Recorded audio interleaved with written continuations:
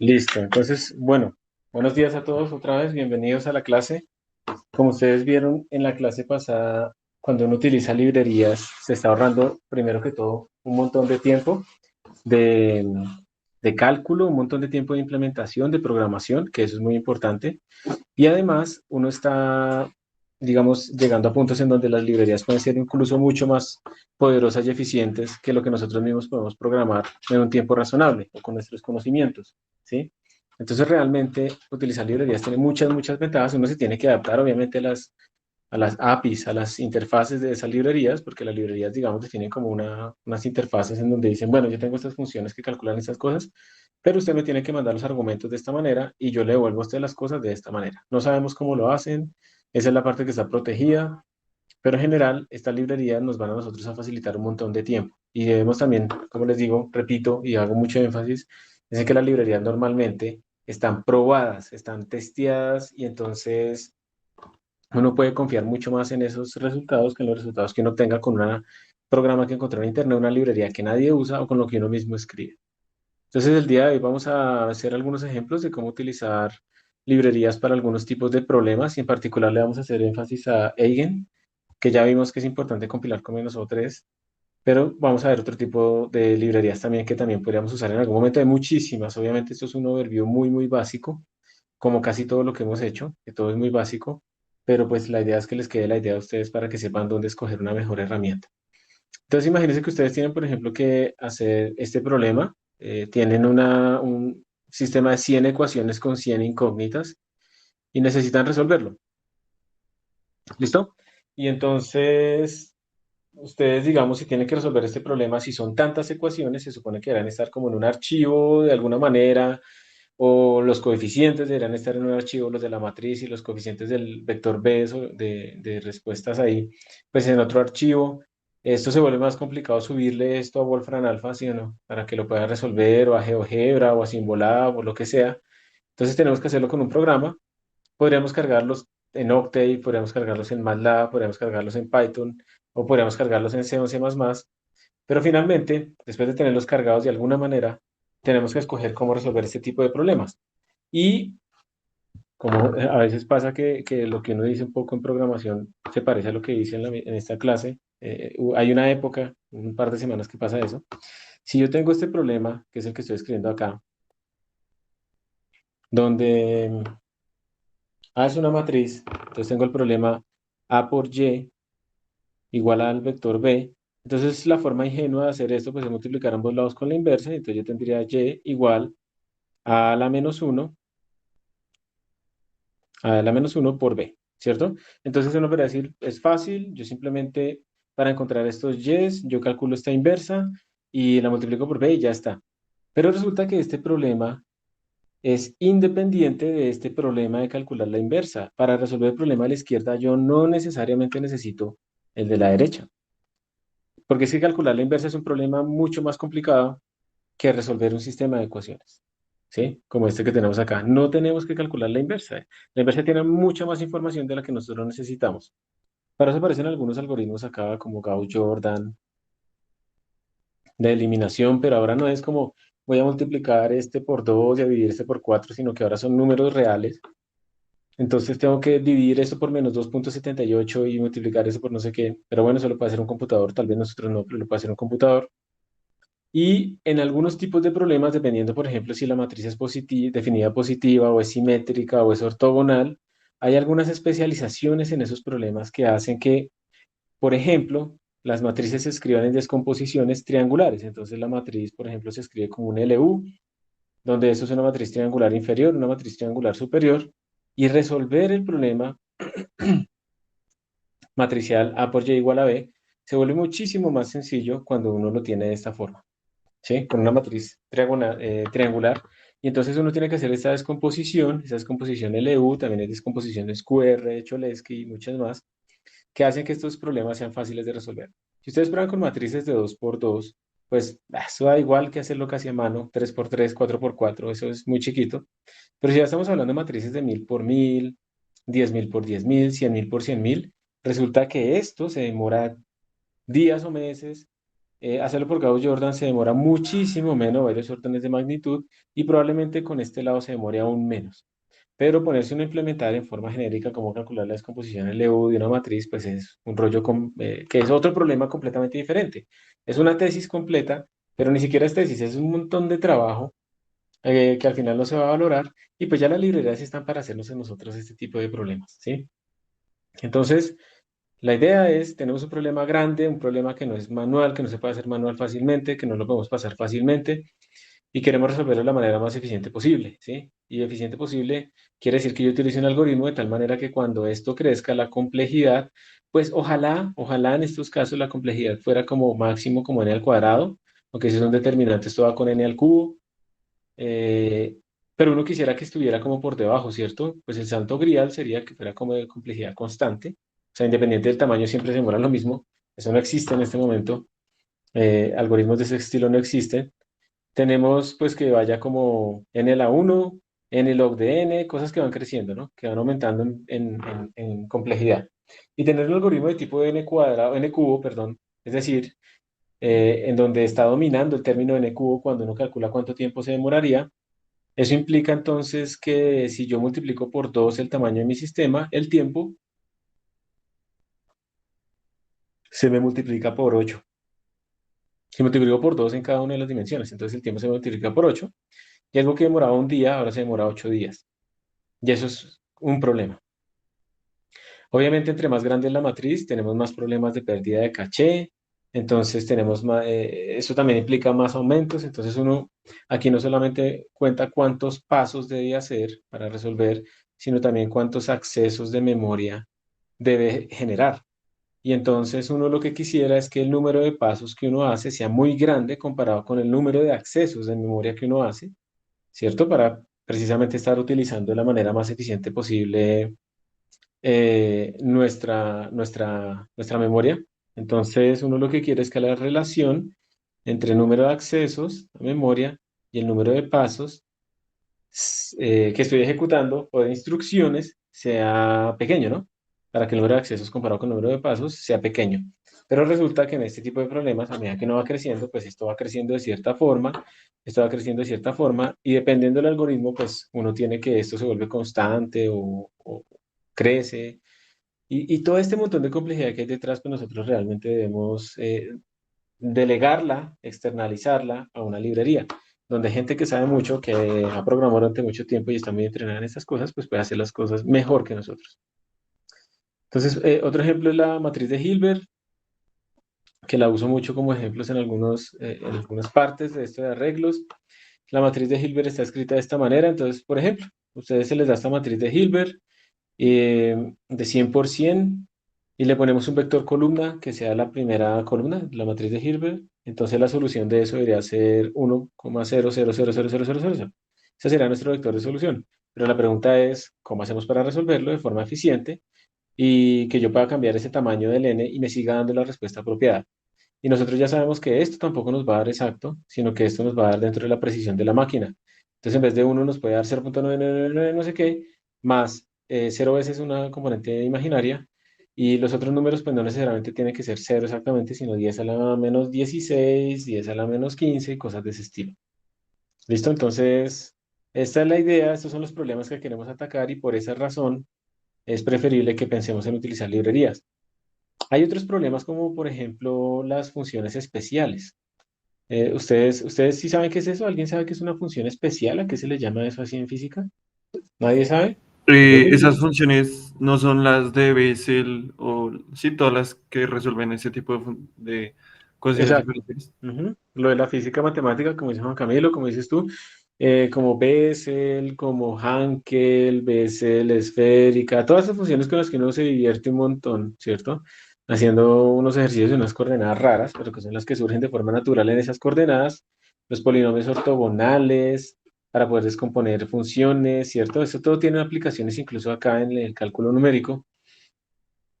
Entonces, digamos que hay muchas funciones que nosotros podemos utilizar, y digamos que yo quisiera implementar la función de Bessel.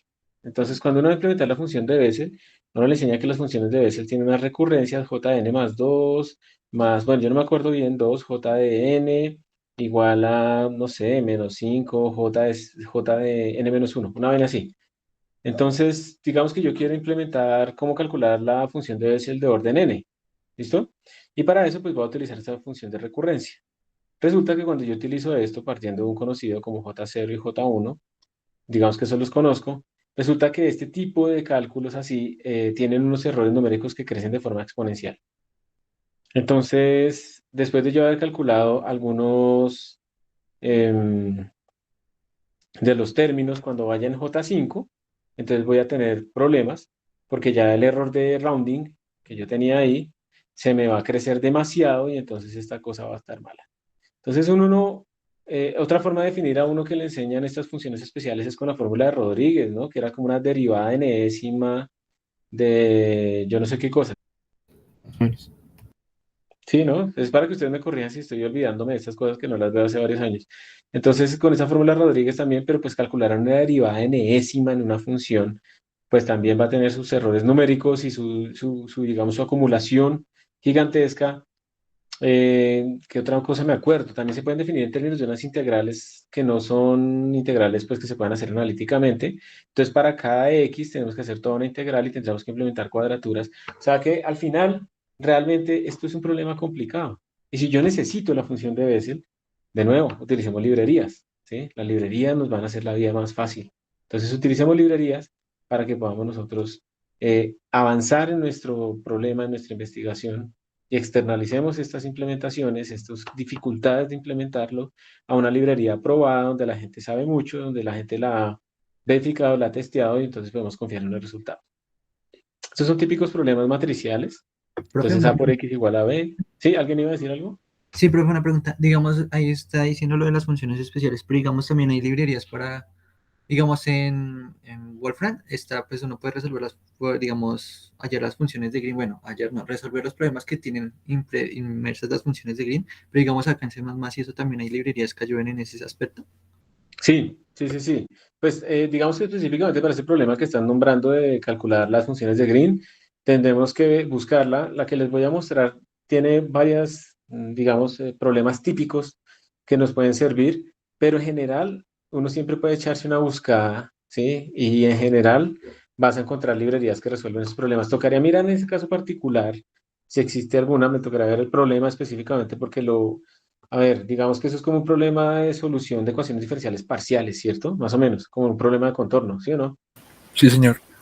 Entonces, en ese caso, uno podría pensar que como estamos resolviendo un problema de ecuaciones diferenciales parciales, entonces, ¿qué librería me serviría? Y existen muchas, y ahí tienes que mirar si sería con diferencias finitas o con elementos finitos, ¿sí? Y ahí se mira cuál es la más apropiada, porque también es que la otra cosa es que puede ser que sea más fácil utilizar, por ejemplo, Phoenix, que es una librería muy famosa en Python, donde tú coges la ecuación diferencial y la conviertes en la forma débil, le llaman utilizando eh, integración por partes, básicamente.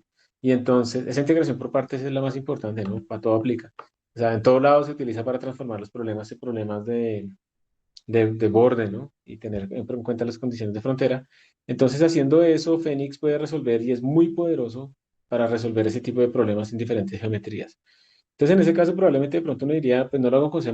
Realmente sí lo está haciendo con C++, porque Phoenix en el fondo está utilizando librerías en C, C++, en Fortran, pero la interfaz es mucho más sencilla desde Python. Entonces uno puede decir, ah, no, mejor esto lo hago en Python, ah, no, esto mejor lo hago en C++.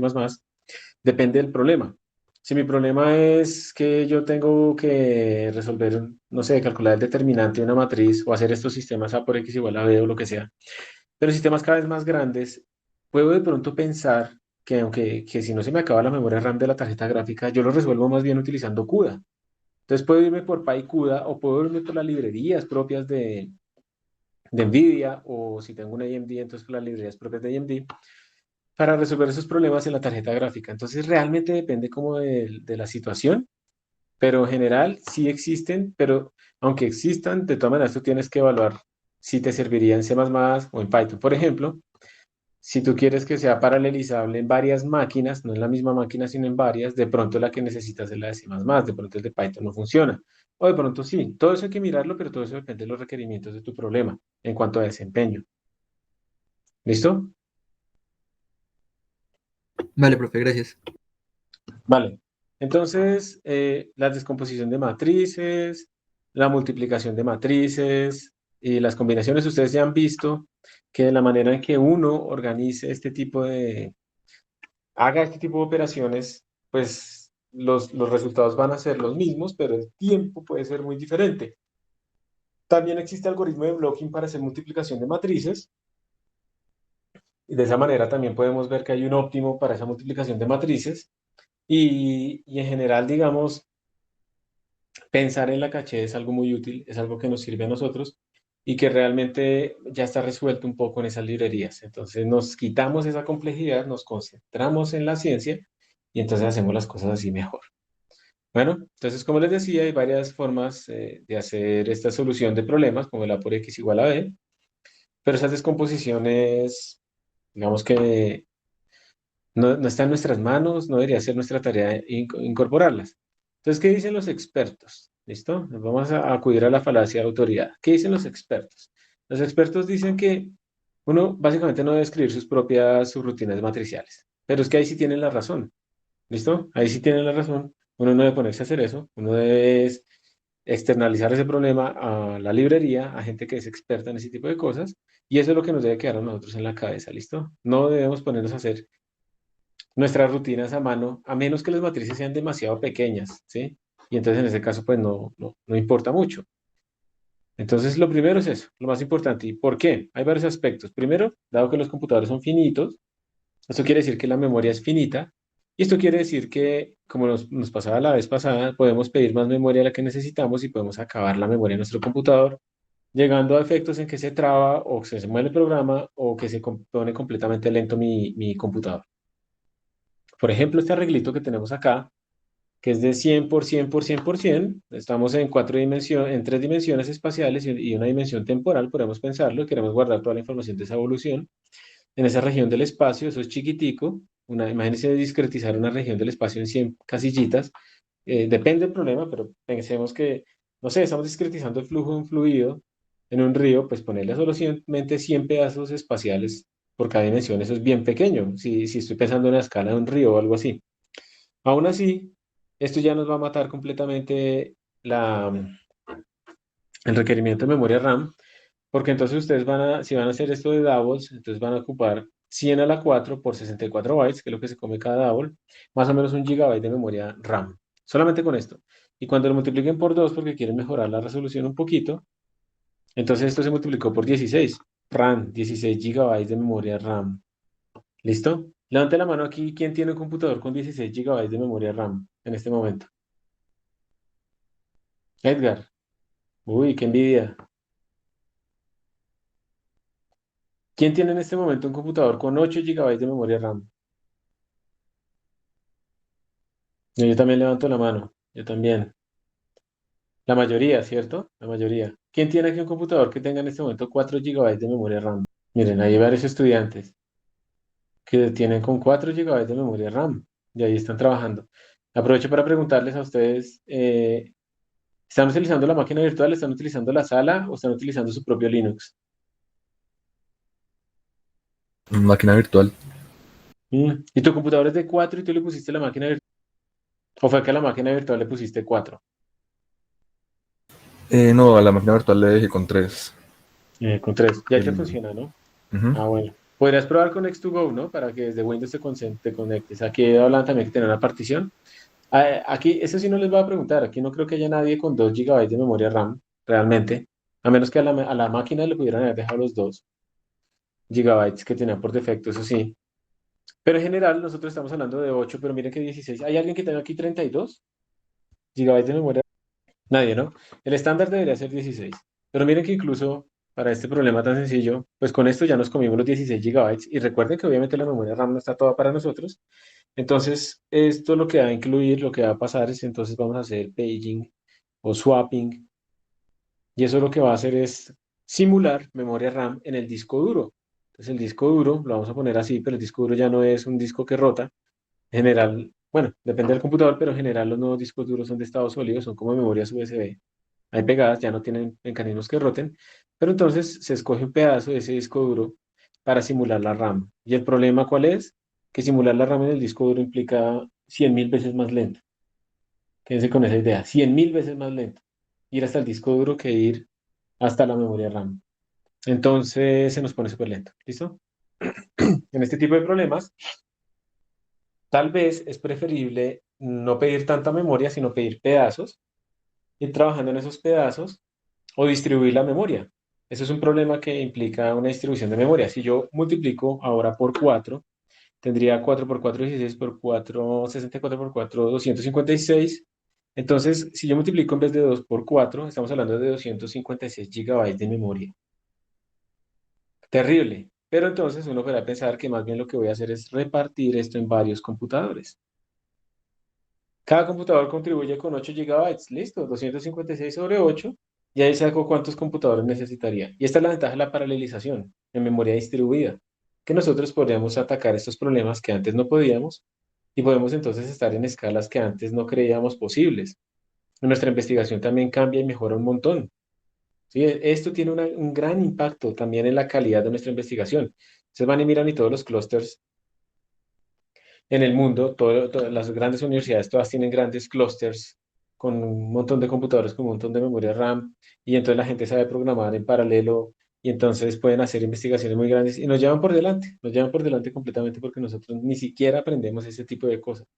Uno de los objetivos por los que yo coloco acá en esta clase, en estos contenidos de herramientas computacionales, una introducción a programación en paralelo, es para que ustedes, si en algún momento se tienen que enfrentar a ese problema y necesitan escalar su tamaño, pues sepan que eso sí se puede hacer y sepan cómo arrancar a hacerlo, para que nuestra investigación tome el nivel de una investigación internacional también y podamos competir, ¿sí? Podamos entrar a esa escala.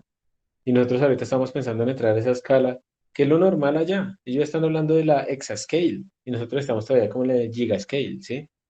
Entonces estamos bastante lejos, pero bueno, está bien, aceptémoslo, pero mejorémoslo, ¿sí?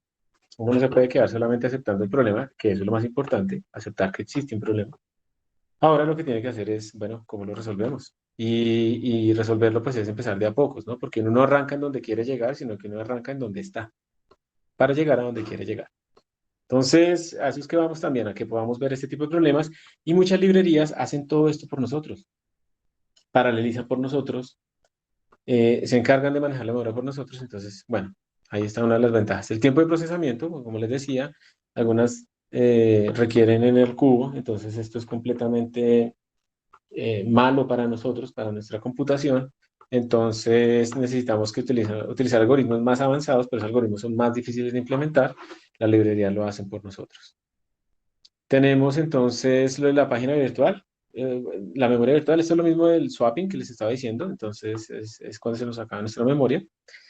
Y esto no lleva un order of magnitude increase, esto lleva muchísimo más que eso. Algunas veces, por ejemplo, los arreglos empiezan en cero, pero en otros lenguajes de programación, por ejemplo, empiezan en uno.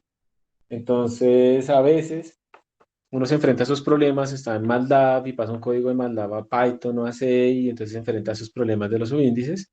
Las librerías tratan también de quitar todos esos problemas por nosotros. Y, y también, digamos, tienen en cuenta esto de cómo se organizan los elementos en la memoria, ¿se acuerdan? Entonces, cómo es que yo una matriz bidimensional la organizo en memoria. Entonces, yo tengo así mi matriz bidimensional y esa matriz bidimensional tiene, no sé, bueno, tiene estas tres filas.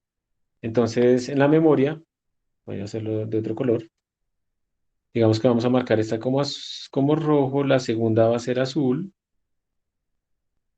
y la tercera va a ser, ¿qué color escogí este man? Negro, bueno, está ahí. Negro, ¿listo? Entonces tenemos estas tres y ¿cómo queda esto organizado en la memoria? Entonces uno tiene que ir a ver que esto va a quedar, si estamos hablando de C++, entonces, tan raro, va a quedar así. Va a quedar organizado de esta manera. Y por esa razón, entonces el vecino de este lado va a ser este de acá. Entonces nosotros recorremos eficientemente las cosas así. Pero si estuviéramos en otro lenguaje de programación, en Fortran, por ejemplo, él organiza en columnas. Entonces, primero esta columna, luego esta columna, luego esta columna. De eso se encargan las librerías por nosotros. En Python, por ejemplo, en NumPy, ustedes deben, si quieren cambiar la forma en que se guardan las cosas, ustedes deben decirlo explícitamente. Creo que por defecto, no estoy seguro, pero creo que NumPy guarda en column major, así como la segunda forma, la amarilla. Entonces eso es lo que estoy mostrando acá, la forma de acceder a los elementos de una matriz, la forma en que se guardan es diferente y pues las librerías se encargan un poco de organizarnos a nosotros este tipo de problemas y eso también es otra ventaja. Para el problema de la multiplicación de matrices, cuando ustedes hacen una multiplicación de matrices, ustedes están escribiendo lo siguiente. Ustedes están escribiendo A por B igual a C, ¿cierto? Y eso lo que quiere decir es que tenemos aquí una matriz, tenemos aquí otra matriz, y esto lo vamos a igualar a otra matriz. No tiene que ser cuadradas. Y entonces cuando uno hace esa multiplicación, uno está cogiendo esta primera fila y la está multiplicando por esta primera columna y eso me va a dar apenas este primer pedazo. ¿Listo? Luego hago con la segunda fila, segunda columna, y eso me va a dar apenas a mí este pedazo. ¿Sí? Y así sucesivamente. Entonces es un problema que tiene mucho acceso a memoria muy lejana, y que entonces, y cuando uno calcula la complejidad de esta cosa, pues esta complejidad va con n al cubo, ¿sí? Cuando uno la implementa de esta manera, va con n al cubo. Si uno hace, por ejemplo, acceso con blocking, entonces uno lo que hace es como coger esta matriz y estos dos pedazos y multiplicarlos por estos dos pedazos, ¿sí? Y entonces con ese blocking uno está llenando más o menos pues como un pedazo así grande, pero es menos grande que la matriz como tal y uno está favoreciendo el acceso a la memoria. Pero aún así sigue siendo de orden n cubo, lo más probable es que la constante que multiplica acá simplemente haya bajado en un orden de magnitud o algo así. Ha habido mucha investigación en cómo disminuir ese exponente. Pues el exponente, digamos, arranca en 3, no en 1970, desde antes se sabe que está en 3, ¿listo? Arrancamos aquí en 3. Luego, implementando diferentes algoritmos como el de Strassen, entonces Strassen trata de decir, no, no acceda de esta manera, sino vamos a tratar de evitar tantas operaciones que estamos haciendo, reutilizar cosas, por ejemplo, cuando yo hago la multiplicación de este, de este y este, con esto y esto, pues yo las puedo reutilizar en otros puntos, porque cuando voy a hacer el segundo punto, estos de acá son estos mismos, yo los voy a volver a utilizar, esas mismas multiplicaciones, entonces de pronto me puedo ahorrar tiempo. Entonces eso fue lo que hizo Strassen en ese caso, y se logró disminuir la complejidad de este algoritmo, se logró disminuir a 2.8 más o menos, el n, el exponente, que ustedes dirán, pues pasar de 3 a 2.8 no es mucho, pero es que cuando estamos hablando de matrices gigantescas, y es que en HPC pueden aparecer matrices de 1.000.000 por 1.000.000, pues estos exponentes tienen muchísimo impacto.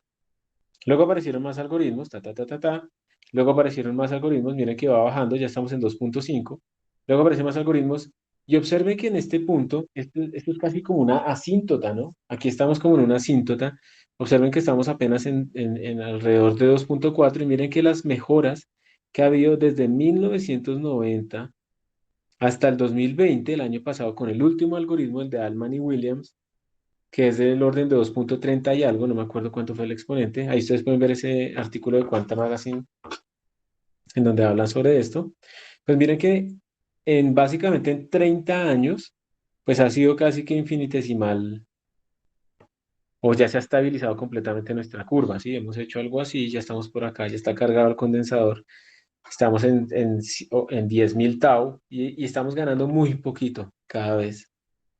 ¿Sí? Entonces, si se quieren ganar un premio y ser famosos y que los conozcan y pasar a la posteridad, pues simplemente invéntense un algoritmo que reduzca la multiplicación de matrices en el cuadrado y eso tendría tanto impacto en la humanidad como la transformada rápida de Fourier. Sí, porque eso es un problema fundamental. Entonces ahí está de tarea para que lo hagan para la próxima clase, ¿listo? ¿Cuál es el algoritmo que multiplica para n cuadrado? Entonces estos son como un overview grande de todo el trabajo que hay detrás. Por ejemplo, el de Strassen lo quité, el de Strassen lo quité, pero pues son cada vez formulaciones y formulaciones y formulaciones cada vez más elaboradas y más complicadas. Y si uno quiere implementar este tipo de problemas, pues realmente es mejor que utilice una librería que yo la he hecho y no hacerlo uno completamente a mano. A menos que uno quiera entender muy bien cómo funcionan esas cosas, que también está bien y depende de si ese es el problema que uno quiere resolver o no. Entonces, de nuevo, yo creo que ya es claro bastante cómo el por qué utilizar librerías científicas. Creo que ya nos quedó bastante claros a todos.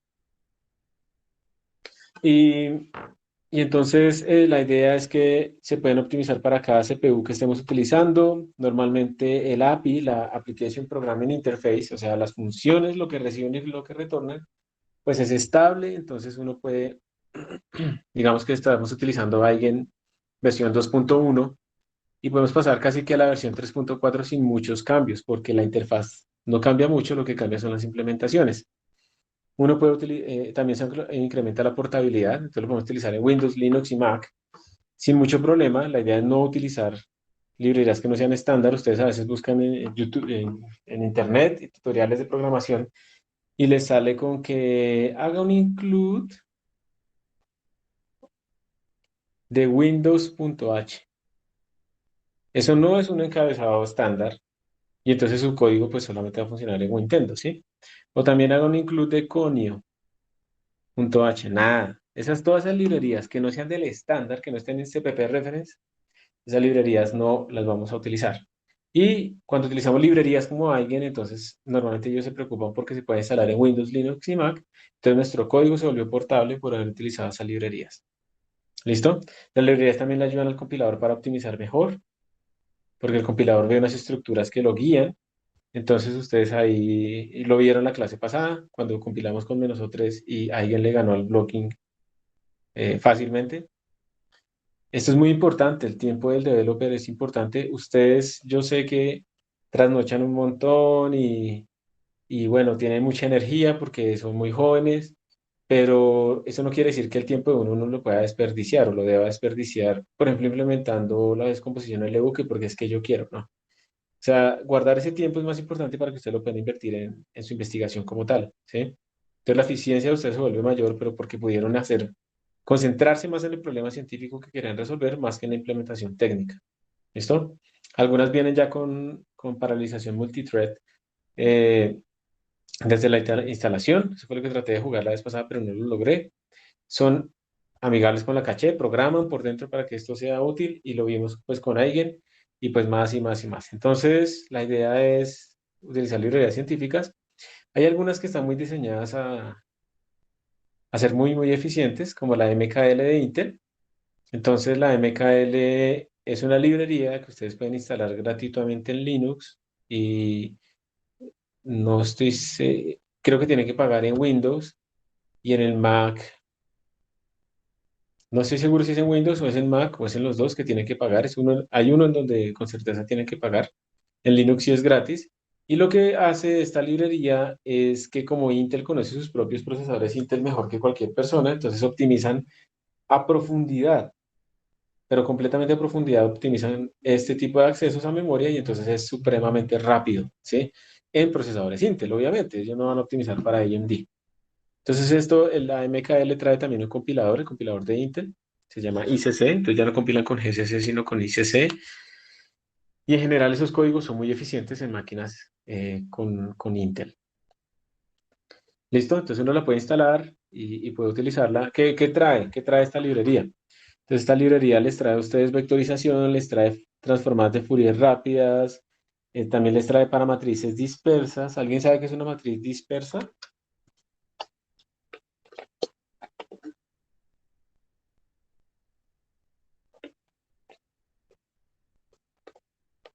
¿Nadie?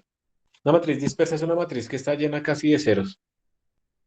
Imagínense que esta es una matriz de 1 millón por millón y tenemos unos por ahí solamente en ciertos sitios. Tenemos 100 unos y el resto de elementos son puros ceros.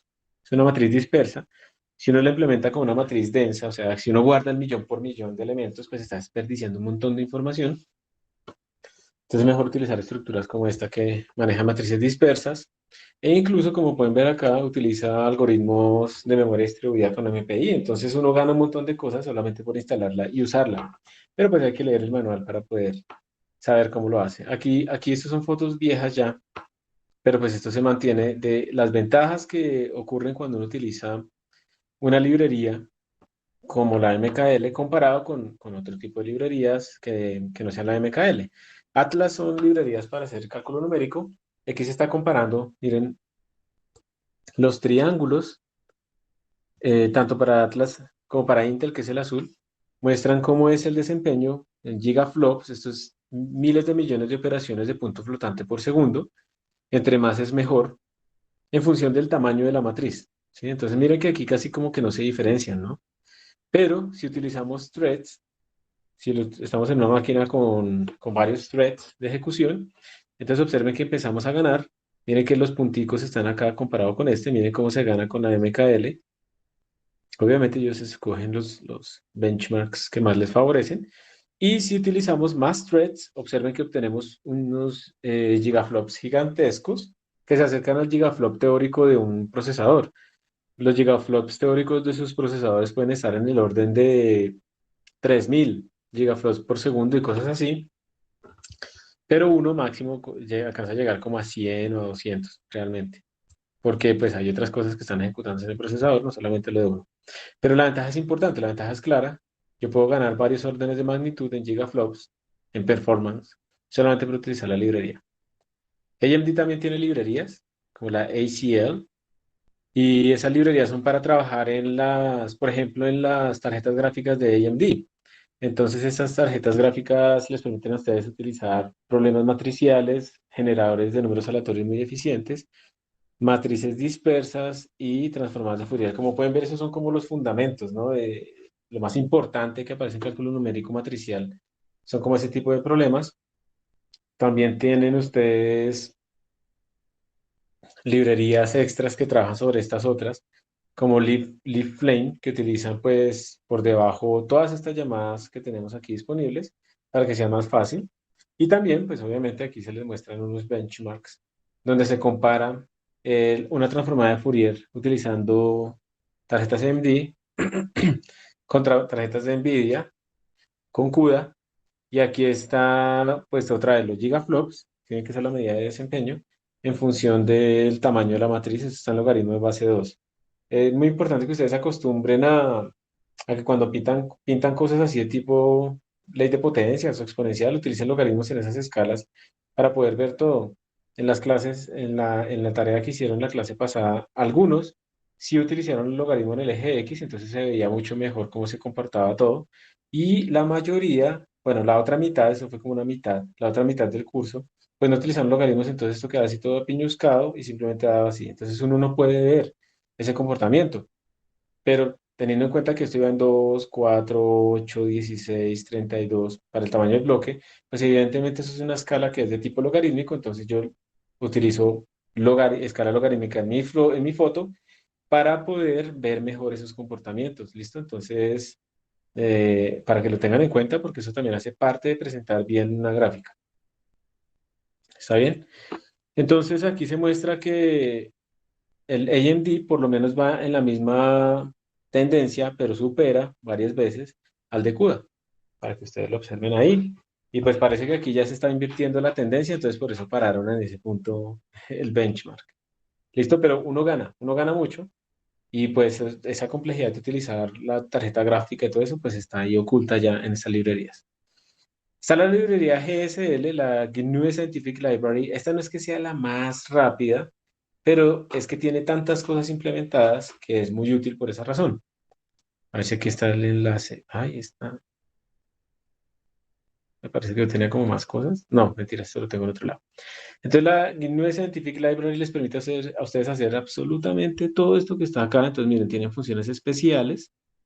Bueno, permutaciones, BLAS, valores propios y vectores propios, integración numérica, generación de números aleatorios, estadísticas.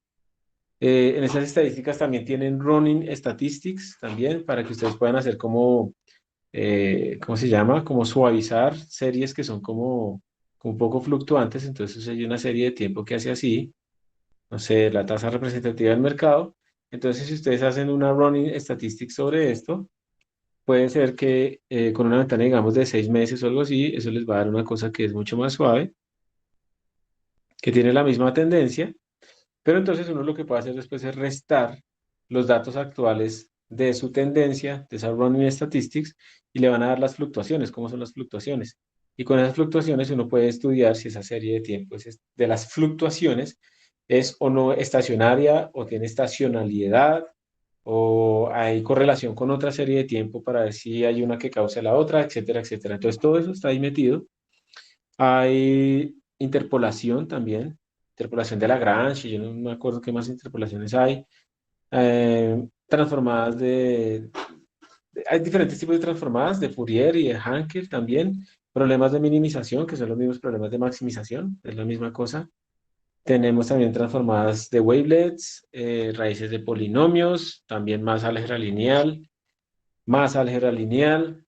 transformadas de Fourier, distribuciones aleatorias, histogramas, integración de Monte Carlo cuando uno tiene integraciones multidimensionales.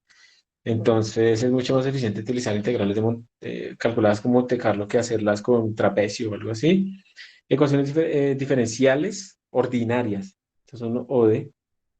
Derivación numérica, aceleración de series. Eso es una técnica toda chévere porque uno coge un término. Ustedes tienen una serie y la serie, pues, digamos que sea convergente.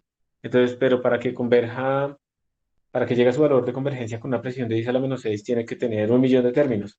Cuando uno hace ciertas transformaciones sobre las series, resulta que para que converja con la misma precisión, ahora solamente necesito 1000 términos. Cosas así. Esa es la aceleración de series que estamos hablando acá. Búsqueda de raíces, ¿sí? Ajustes no lineales. Y todo eso se puede hacer desde C++.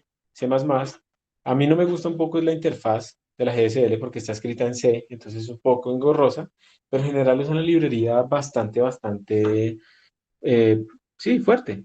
Entonces, aquí yo tenía ¿qué? Un tweetback. Entonces vamos a poner aquí GNU Scientific Library.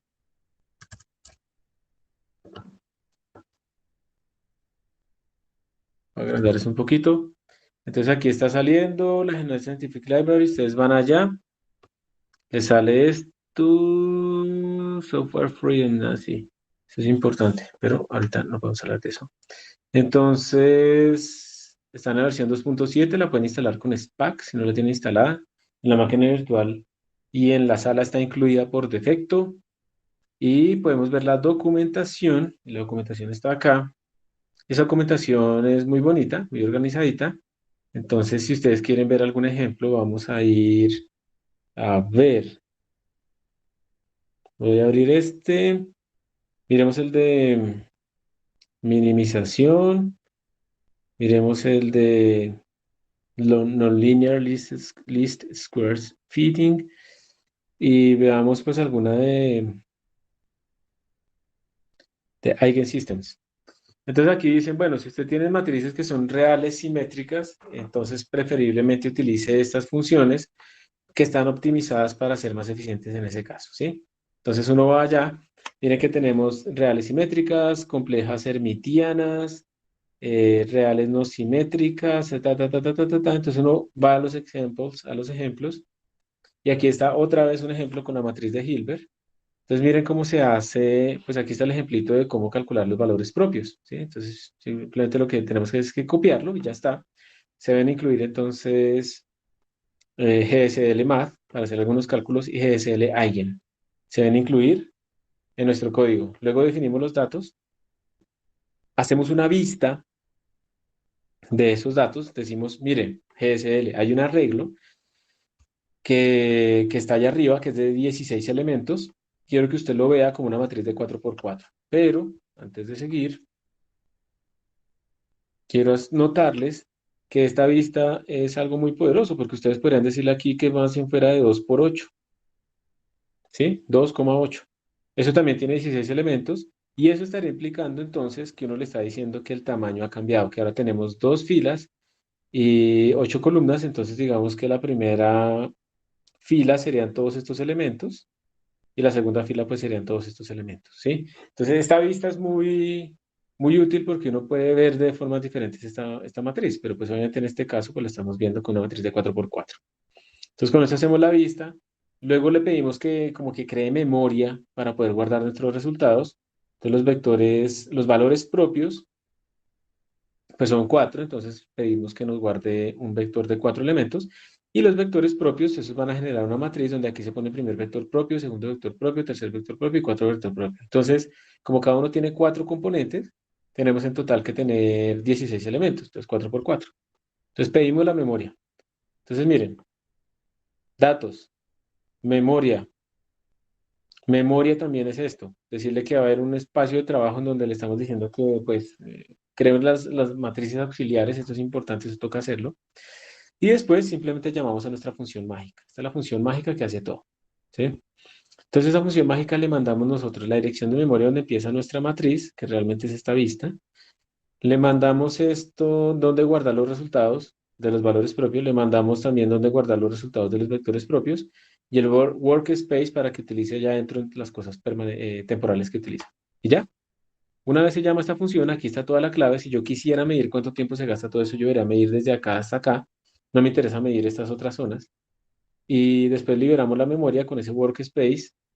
Y después aquí lo que se está haciendo es organizarlo utilizando otra función para organizarlos de menor a mayor, de mayor a menor, que eso es algo muy útil normalmente. Y al final, pues aquí lo que se está haciendo es imprimir los resultados. ¿Listo? Entonces, como ustedes pueden ver, eh, digamos que uno tiene que controlar bastantes cosas, pero el núcleo del cálculo, que es esta función GSL eigen, esta parte, esto que tenemos acá, es muy sencillo. Ahí está la clave. Nosotros calcular este problema para cualquier matriz, no lo vamos a terminar, ¿sí? No lo vamos a terminar. Entonces, la librería GSL se encarga de eso por nosotros. Miremos otros ejemplitos acá. Esto es como calcular ajustes no lineales. Entonces, aquí explican el algoritmo que se utiliza, cómo se va a hacer, esto es para que uno aprenda un poco qué está haciendo por debajo. Y pues de nuevo vamos a los ejemplos. En los ejemplos aquí hay varios. Entonces, aquí hay un ajuste a una función exponencial. Entonces, lo que se busca es minimizar la distancia entre los parámetros que se generan a mi función teórica y mis datos, los y sub i. Entonces se calculan. Cuando uno llama a la GSL para que haga ese tipo de cosas, pues le va mostrando información y al final le bota los datos y los errores, que eso es muy útil. Entonces uno podría al final reportar estos datos como 4.8 más o menos 0.2, ¿cierto? Ese es el primer parámetro A.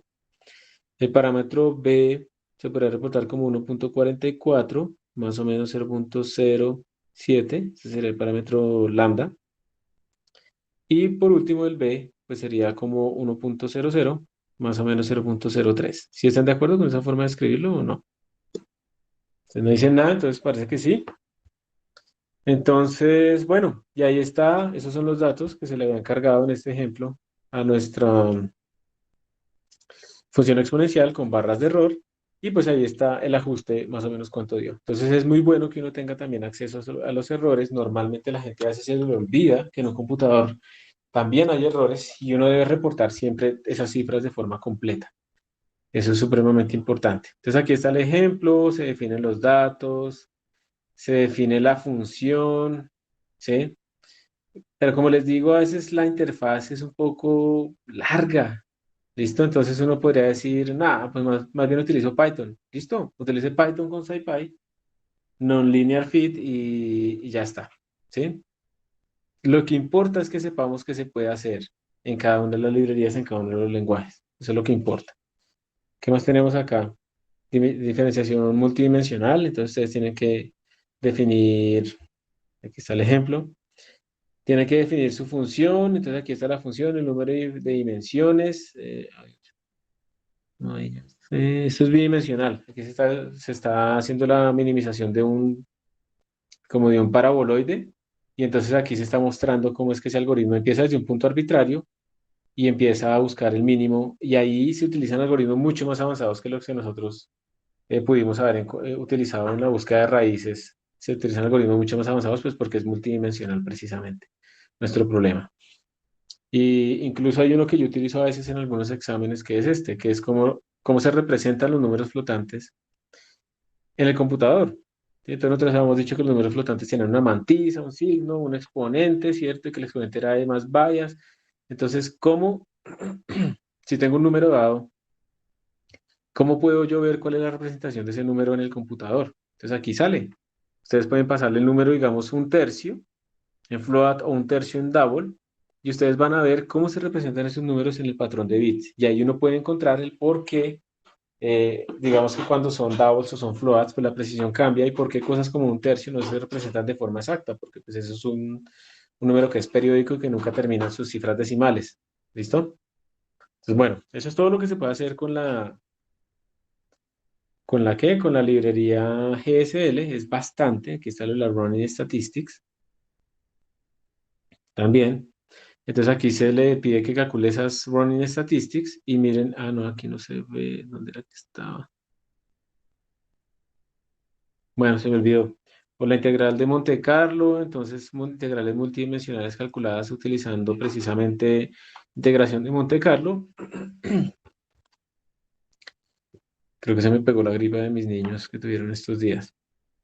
Y bueno, listo. Entonces, para que vean, es muy poderosa, muy versátil. Ustedes escogen si la hacen acá, si la hacen más bien con Python, no importa. Lo importante es saber que existe y tener un criterio para poder escoger entre ellas. ¿Sí? Eso es lo más importante. Entonces, bueno, esta es la GSL, como les digo, pues tiene algunos, como está escrita en C, a veces es como un poco verbose, como muy largo, pero bueno, ahí está. Y Eigen es la otra, esa es la librería que nosotros realmente quiero que ustedes utilicen en algunos problemas matriciales. Tiene muchas ventajas, se utiliza también por Google y un montón de empresas. Es rápido, es confiable, es elegante. Ustedes vieron que a menos que se vaya a utilizar la matriz, Eigen no hace cálculos innecesarios.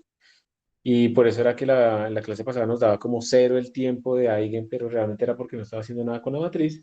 Y luego cuando le hicimos que la usara, entonces ahí sí cambió el tiempo, pero seguía siendo la más eficiente. ¿Listo? Es muy probada, es muy famosa, es fácil de usar. Aquí ustedes pueden ver que la utiliza Google y la utilizan un montón de empresas también en robótica. La utilizan para hacer el movimiento de robots, porque además Eigen no solamente hace esa parte matriz, sino que también tiene, por ejemplo, cuaterniones para simular así rotaciones en vez de utilizar los ángulos de Euler. En ciencias, bueno, en computer graphics. Entonces, realmente es una que es muy probada. Esto, o sea, que lo utilice tanta gente implica que está muy testeada, muy probada y que es eficiente, ¿sí? Entonces, ¿cómo utiliza uno a alguien? Eso es lo que vamos a hacer en un momento. Ustedes básicamente lo único que tienen que hacer es, ustedes no la instalan, eso solamente se ponen como unos encabezados y ya. Y ustedes básicamente lo único que tienen que hacer es, dependiendo del problema, incluir lo que necesitan. En este caso, por ejemplo, se incluye Eigendens. Y si no quieren escribir Eigenmatrix XD para las matrices que son variables en tamaño, esto quiere decir variable en tamaño y tipo double, entonces pueden ponerle este using, pero yo no lo recomiendo, entonces nosotros le vamos a poner los códigos todo. Eigen, dos puntos, dos puntos, matrix SD. Aquí, por ejemplo, se está declarando una matriz dinámica, cuyo tamaño no conocemos inmediatamente, de doubles. Bueno, ahí leímos los tamaños, pero en principio puede ser de cualquier tamaño, le podemos cambiar el tamaño en tiempo de ejecución. Ojo que la única diferencia es que no podemos acceder con corchetes cuadrados a los elementos, sino tiene que ser con corchetes curvos, como una función. El elemento 00 es 3, ta, ta, ta, ta, ta, ta, y luego se imprime, ¿sí? Hay ejemplos más avanzados, vamos a irlos corriendo ahorita. Hay ejemplos más avanzados. Digamos que aquí yo puedo crear fácilmente una matriz de 3 por 3 aleatoria. Entonces, ¡pum! Me creo una matriz 3 por 3 con números aleatorios. Yo puedo controlar la semilla, ahorita vamos a ver cómo, pero pues así de sencillo puedo crear una matriz aleatoria. Luego le puedo decir a esa matriz, oiga, yo quiero que usted se sume con una matriz constante que está lleno de 1.2 en todo lado. Y luego ese resultado lo vamos a multiplicar por 50. Entonces, básicamente estamos diciendo matriz igual a matriz más una matriz que es constante, que tiene 1.2 en todos sus elementos, ¿sí? Y todo esto lo estamos multiplicando por el número 50 en una sola línea. Y como les digo, alguien, hasta que ustedes realmente no utilicen esta matriz después, no hace estas operaciones y por lo tanto no crea temporales y por lo tanto realmente es bien eficiente. Y luego entonces podemos crear un vector, ¿sí? XD, que tiene que tener este tamaño para poder multiplicar. Y hacemos la multiplicación de la matriz por el vector y vemos que nos sale. Entonces estamos simplificando un montón. Mire que alguien ya le enseñó a C++ cómo multiplicar esos objetos, cómo hacerlo de forma eficiente y demás. ¿Listo? Aquí estamos generando otra vez una matriz random, pero miren la diferencia. Yo le dije, no le puse una X, yo le puse aquí el 3, le estoy diciendo que el tamaño es fijo, que es tamaño 3. 3 por 3. Entonces, si yo conozco ese tamaño y sé que no va a cambiar en tiempo de ejecución, pues en vez de utilizar la X, utilizo ese 3. Y se hace lo mismo, exactamente lo mismo, ¿sí? Y el vector, pues también tiene que ser de tamaño constante. Y se hace la misma multiplicación. Entonces, lo de la izquierda es tamaño variable, aunque no lo cambiamos, pero es tamaño variable. Lo de la derecha es tamaño constante. Bueno, ¿qué más tenemos? Realmente una matriz de Eigen es una template y tiene todo este montón de parámetros. ¿Ok? Entonces, bueno, eso uno se mete allá, pero no es recomendable, pero pues realmente es una clase bien compleja. Hay varios encabezados de Eigen. El core es el que más necesitamos nosotros, o el dense también. Está el de geometría, cuando uno quiere hacer transformaciones, traslaciones, escalamiento, etcétera. Entonces ahí es donde están metidos los cuaterniones. Si uno quiere hacer descomposición en LU, Cholesky o ese tipo de cosas, entonces están otros encabezados. Están los encabezados para hacer eigenvalues, entonces poder sacar precisamente con el eigensolver, poder sacar los valores propios y vectores propios. Y también incluye para matrices sparse, para matrices dispersas, también incluye eso. Entonces vamos a ver ya unos ejemplos, aquí están, ahorita los vamos a programar. Aquí están algunos ejemplos, se pone la matriz A de tamaño fijo con flotantes, vector B de tamaño fijo, le llenamos los datos, aquí lo hicimos a mano, se puede leer de un archivo, se puede leer de la pantalla, aquí se está llenando directamente. Entonces imprimen las dos matrices y miren que aquí se está resolviendo el problema. Entonces le decimos, oiga, vaya y haga una descomposición QR con el algoritmo columna pivote de Householder. Ni idea cómo se hace eso. Y a ese resultado, por favor, utilícelo para resolver el sistema con un vector de solución B. O sea, estamos haciendo esto. Tenemos A por X igual B. Hace una matriz y le estamos diciendo que haga una descomposición QR sobre este sistema y que luego, a partir de eso, me diga cuánto vale el X que resuelve este sistema. Y entonces aquí sale la solución. Eso es muy rápido, fue transparente para nosotros y pues salió la solución. También, eso sale rápido, pues porque es muy chiquito todo, ¿no? Obviamente ustedes siempre deben verificar que lo que obtuvieron está bien, entonces no solamente se quedan ustedes con la solución, sino de pronto verificar que A por X menos B, pues esta cosa, si fuera la solución, debería ser exactamente igual a cero, ¿sí o no? Pero ya sabemos que no podemos eh, asumir que es igual a cero, entonces lo que podemos pensar es que el valor absoluto, la norma de esto, sea menor o igual que cierta precisión, que 10 a la menos 6 o algo así. Si eso ocurre, entonces podemos confiar en que sí hemos encontrado la solución. Y eso es lo que se hace aquí abajo, miren. Tenemos ahora una matriz aleatoria de 100 por 100, pum, un vector B que es de 100 por 50. Miren que este es un sistema que no es un sistema como los que nosotros normalmente resolvemos. Esto es 100 por 100. Esta es nuestra matriz A, es cuadrada, listo, pero miren que el vector de soluciones es un vector diferente. Debería ser un vector de 100 por 1, ¿sí o no? Pero realmente nos están dando un vector de 100 por 50. Y tenemos que resolver ese sistema. Ese sistema también se puede resolver si esté sobredeterminado. Y entonces lo que uno hace es calcular A por X menos B y preguntarle cuál es su norma. Y si dividimos por alguna cosa característica de este problema, que será como el vector B, entonces por la norma del vector B, le estamos quitando unidades completamente a esto y estamos viendo cómo son esas fluctuaciones de nuestro sistema. Y entonces con esto podemos ver que el error relativo es del orden de 10 a la menos 14, que es bastante bueno, bastante bajito, ¿sí? Entonces, antes de seguir, lo que quiero resaltar en este punto es que siempre que ustedes resuelvan algo con sus matrices o con sus librerías, verifiquen que obtuvieron la solución. No se queden confiando con qué es, sino siempre verifiquen que realmente lo que se obtuvo es la solución. ¿Listo? Entonces, eso es como la recomendación. ¿Qué algoritmos hay para resolver? Están los de descomposiciones LU con pivote parcial o pivote completo, descomposiciones QR, bueno, y ustedes pues van ganando con unas cosas y perdiendo otras. Por ejemplo, ustedes aquí tienen que este es rápido, ¿sí? Pero no es muy preciso. Este es lento, pero es muy preciso. Entonces depende del problema que estemos buscando, podemos cambiar, utilizar una o la otra. Pero también hay que tener cuidado con los requerimientos. Si yo quiero utilizar este de aquí arriba, entonces necesito que sea invertible la matriz. En cambio, todos estos otros no necesitan que sea invertible. Entonces, por eso ustedes también tienen que saber muy bien cuáles son los problemas que están ustedes tratando de resolver, ¿sí? Si quisiéramos hacer una exploración general de cómo es la solución para matrices aleatorias en función del tamaño, pues tendríamos que utilizar alguno de estos algoritmos que no tienen requerimientos, porque no sabemos, como estamos generando de forma aleatoria todas nuestras matrices, no sabemos si alguna no cumpla las condiciones. Entonces, tenemos todo esto disponible y también para resolver sistemas de valores propios y vectores propios, entonces tenemos el Eigensolver, que es el más general, pero por lo tanto es el más lento, porque pues no pone condiciones, ¿sí? La matriz simplemente tiene que ser cuadrada y real, no más. Pero si, por ejemplo, tenemos una matriz que simplemente es cuadrada o una matriz que es autoadjunta, entonces podemos utilizar este tipo de soluciones, este tipo de algoritmos que son un poco más rápidos, ¿bien? ¿Cómo se hace para resolver esos sistemas? Ustedes simplemente tienen una matriz, que fue la que se declaró acá. Luego declaran un self-adjoint eigensolver, porque la matriz que estamos colocando es autoadjunta, y lo inicializan con el tipo de matriz que es la que están usando. Le ponen un nombre y le mandan la matriz. Y aquí, tan pronto ustedes hicieron eso, ya quedó de una vez calculado los valores propios y los vectores propios. Entonces uno lo que hace es simplemente imprimirlos, cuáles son los valores propios, y después imprimir los vectores propios. Y ya. Entonces, si yo quisiera medir el tiempo que se demora en resolver, tendría que medir el tiempo acá y acá. No más.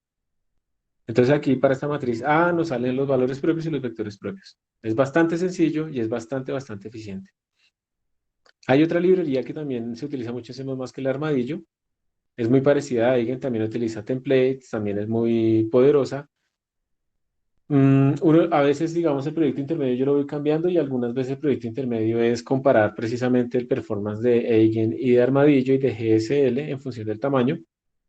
Entonces tocaba instalarla. Armadillo requiere muchas más dependencias de instalación, pero también es bastante eficiente, ¿sí? Yo no voy a entrar a Armadillo porque no lo vamos a usar realmente más. Entonces me paso de una vez en Python. En Python ustedes saben que hay el ecosistema de SciPy, que es realmente poderoso. Y en SciPy el módulo de Linear Algebra es el que ustedes pues deberían utilizar en este tipo de problemas, ¿sí? Entonces ahí también ustedes tienen cómo calcular la inversa o cómo resolver un sistema. Si la matriz es en bandas, entonces utilizan la función más especializada, el determinante, la norma, ¿sí? Entonces pueden calcular también problemas de valores propios, de vectores propios, etcétera. Descomposiciones también tienen disponibles.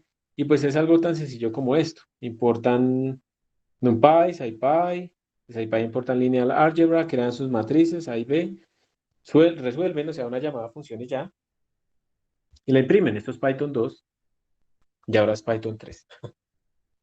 Entonces, ustedes también pueden resolver muy fácilmente desde Python este tipo de problemas. Y muchas veces lo que se hace es mezclar. Entonces, C++ me produce la matriz a partir de una simulación muy poderosa y muy pesada. La imprime en un archivo y luego en Python yo lo cargo, leo ese archivo y se lo mando a SciPy para que me calcule los valores propios y vectores propios. Y cuando termine, no sé, imprimo la información y desde Python vuelvo a correr el programa de C++ utilizando otros argumentos y así. Entonces uno puede hacer también ese tipo de cosas. Bueno, aquí hay más ejemplos y aquí ya quedan los ejercicios. Entonces, vamos a los códigos. ¿Qué les parece si hacemos una pausa de 5 minutos para descansar y arrancamos con los códigos? ¿Están de Sí, está bien, acuerdo? profe. Sí, Listo. sí. Entonces vayan, pues métanse de todas maneras al repositorio y hagan un git pull. ¿Listos? ¿Están ahí? Sí, sí. Bueno, ¿están viendo mi pantalla? Sí, señor. Perfecto. Entonces, vamos a empezar. Hay unos códigos que les debieron haber aparecido, estos que llaman Basic, Eigen, Eigendense, Linear, no sé qué. Hay varios códigos que les debieron haber aparecido. ¿Ok? Vamos a cerrar este porque creo que tengo dos abiertos y no quiero tener más problemas. ¿Cuál abrimos? No, espérate un momentico. Entonces, por ahora, aquí en este es mi guión, ¿no? Ustedes saben que esto es lo que te aparece después en un tiempo en la página web. Entonces, este no les abre a ustedes. Vamos a mirar el primero que dice, vamos a mirar un ejemplo de la GSL, ¿listo? Hay uno que se llama, ¿dónde está? GSL Bessel. Este lo que va a hacer es calcular simplemente la función de Bessel. Como ustedes pueden ver acá, estamos incluyendo la función especial. Estamos incluyendo este encabezado para funciones especiales de Bessel, que implica la GSL. Entonces, esto es GSL, Special Function Bessel.h. Y aquí estamos haciendo una prueba. Tenemos un X, tenemos el valor esperado que nos debe dar en ese X de la función cilíndrica de Bessel es este valor. Eh, desde CMAT, lo estamos utilizando desde CMAT, ya vamos a mirar qué significa esta cosa. Y luego le pedimos a la librería GSL que nos calcule la función de SLI y luego imprimimos todos los valores. Entonces, les pido por favor que ustedes, aquí va a haber un error.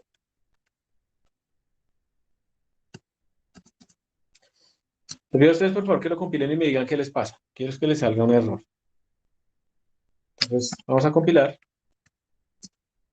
Esto sería, ¿cómo se llama? GSLBS. Y les sale a ustedes esto, ¿cierto? Que Sil Bessel J no es un miembro de STD. ¿Sí les salió eso o les compiló? Sí sale eso, profe. Sí salió ese problema. Entonces, ¿de dónde viene este problema? Resulta que, bueno, ahí dice la solución, pero resulta que si ustedes quieren utilizar funciones especiales como estas, ustedes tienen que ver en qué estándar de pronto aparecieron o no aparecieron en C++. Entonces vamos a hacer lo siguiente, vamos a escribir aquí cpp reference y le vamos a decir cpp reference, quiero ver algo que diga Bessel, a ver si sale algo. Entonces miren que en el primer hit salió Mathematical Special Functions en cpp reference. Vamos a ir allá.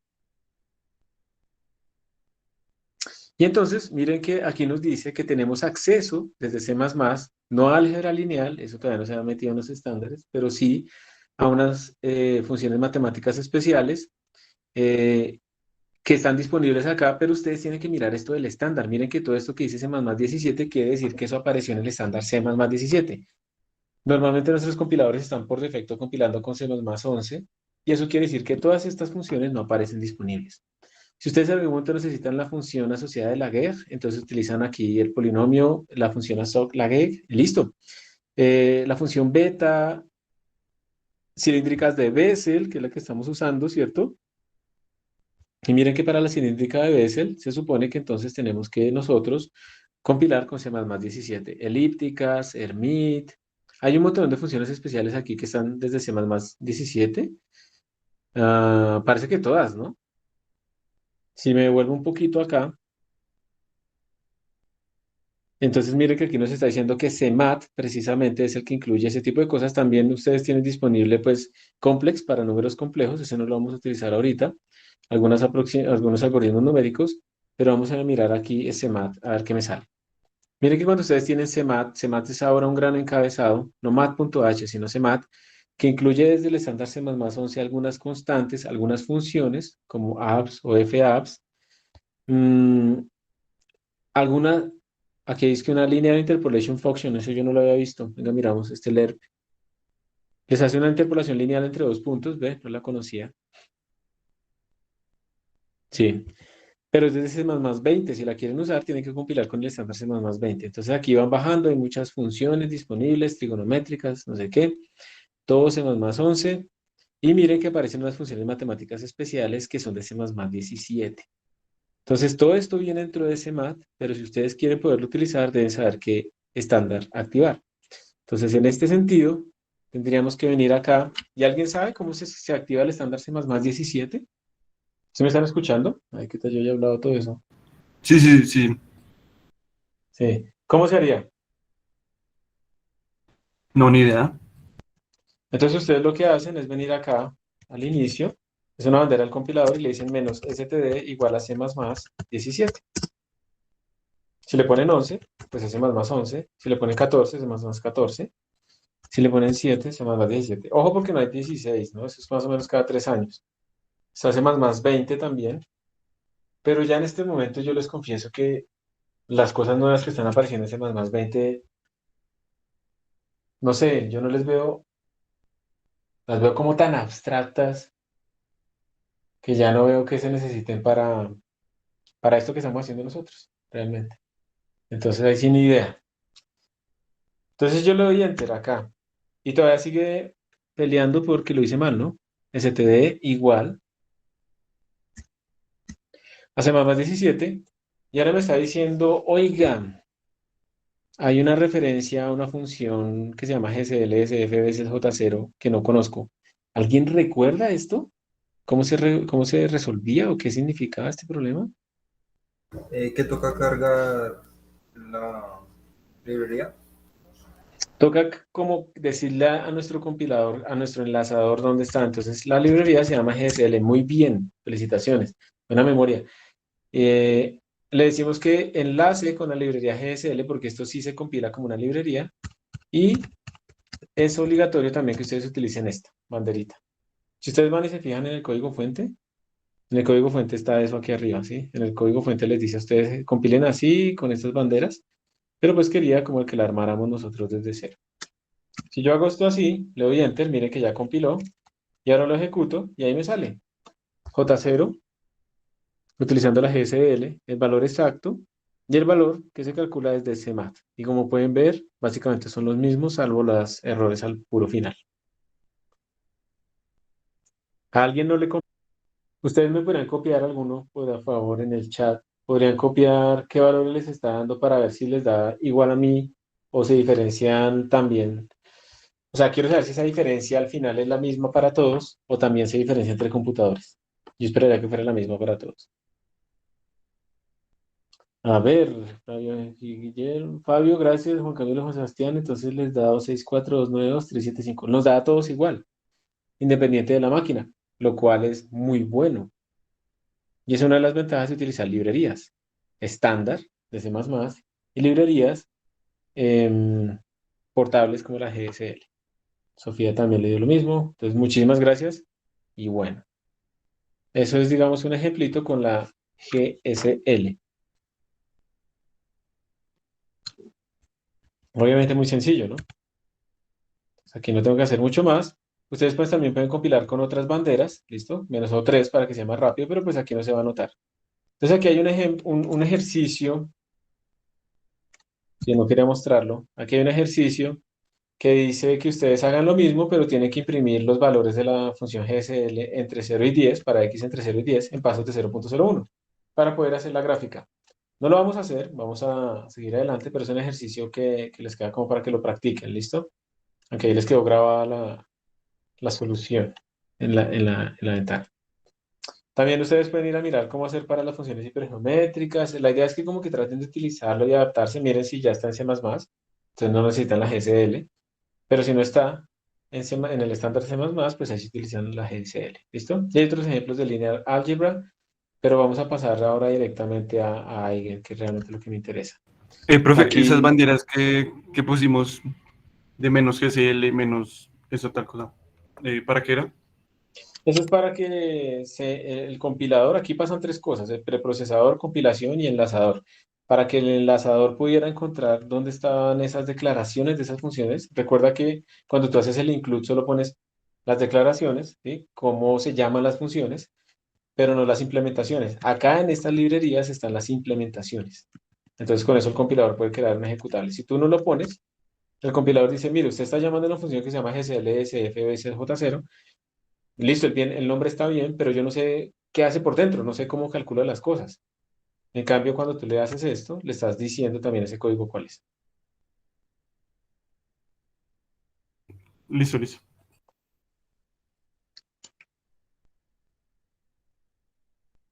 Listo. Entonces, pues aquí decía básicamente lo de las funciones estándar. Entonces, para que ustedes vean que tenemos que compilar básicamente para las funciones especiales con STD C++ 17, no es más realmente. Eso es lo que necesitamos.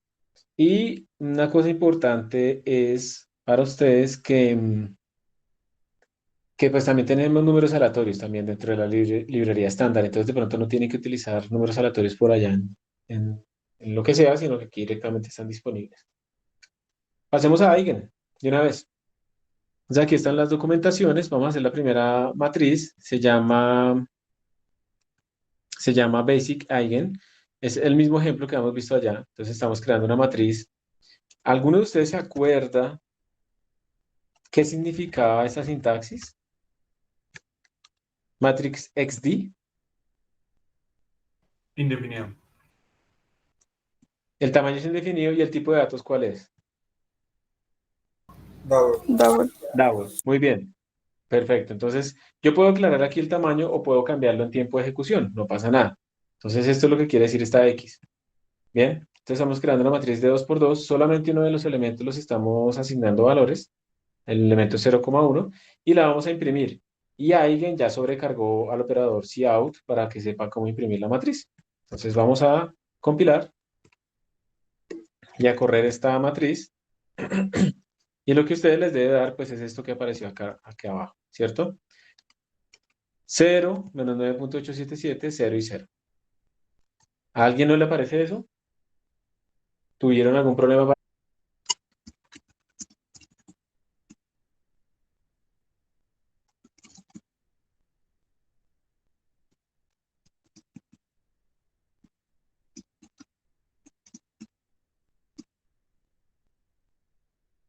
Listo, entonces a todos nos tiene que estar dando lo mismo. Como esto es tan pequeño, pues no se nota ninguna ventaja de paralelizar. ¿Paralelizar qué? Paralelizar, perdón, utilizar banderas de optimización. Aquí está un ejemplo de cómo crear una matriz aleatoria, se llama eigenrandom. La voy a poner aquí más grande.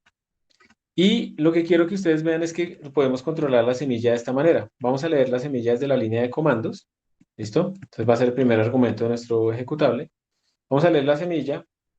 Esta es la manera en que controlamos la semilla que utiliza Eigen internamente. Para el generador que utiliza Eigen vamos a controlar la semilla de esta manera, con ese rand set. Entonces tenemos que hacer esto así. Y luego vamos a crear una matriz de 5 por 5 aleatoria. Y luego la vamos a imprimir. Quiero que ustedes vean el efecto. ¿Cómo es que se llama esta vaina? Eigenrandom. Quiero que ustedes vean el efecto de cambiar la semilla. Entonces miren, G++, Eigenrandom, ya compiló. Lo ejecuto, segmentation for porque no le puse la semilla, y le pongo 0. Mire que si le vuelvo a poner 0, me da la misma matriz. Esto es muy bueno, porque a pesar de que está haciendo aleatorio, yo estoy controlando la secuencia aleatoria con la semilla. Pero si le cambio la semilla a un 1, por ejemplo, me da otra matriz. ¿Sí cambió o no cambió? No cambió, ¿cierto? ¿A ustedes les cambió? Ah, con 0 y con 1 da lo mismo. Con 0 y con 1 da lo mismo. Si le ponemos 2, cambia. Entonces empecemos otra vez. 0 da esto. 2 cambió. 3 cambió. 4 cambió. Parece que todos los números menores o iguales a 1 es como si fueran 1, simplemente. Entonces esto es para que ustedes vean que yo puedo cambiar la semilla y me da números diferentes en cada realización, y así es que uno puede hacer como barras de error en un computador.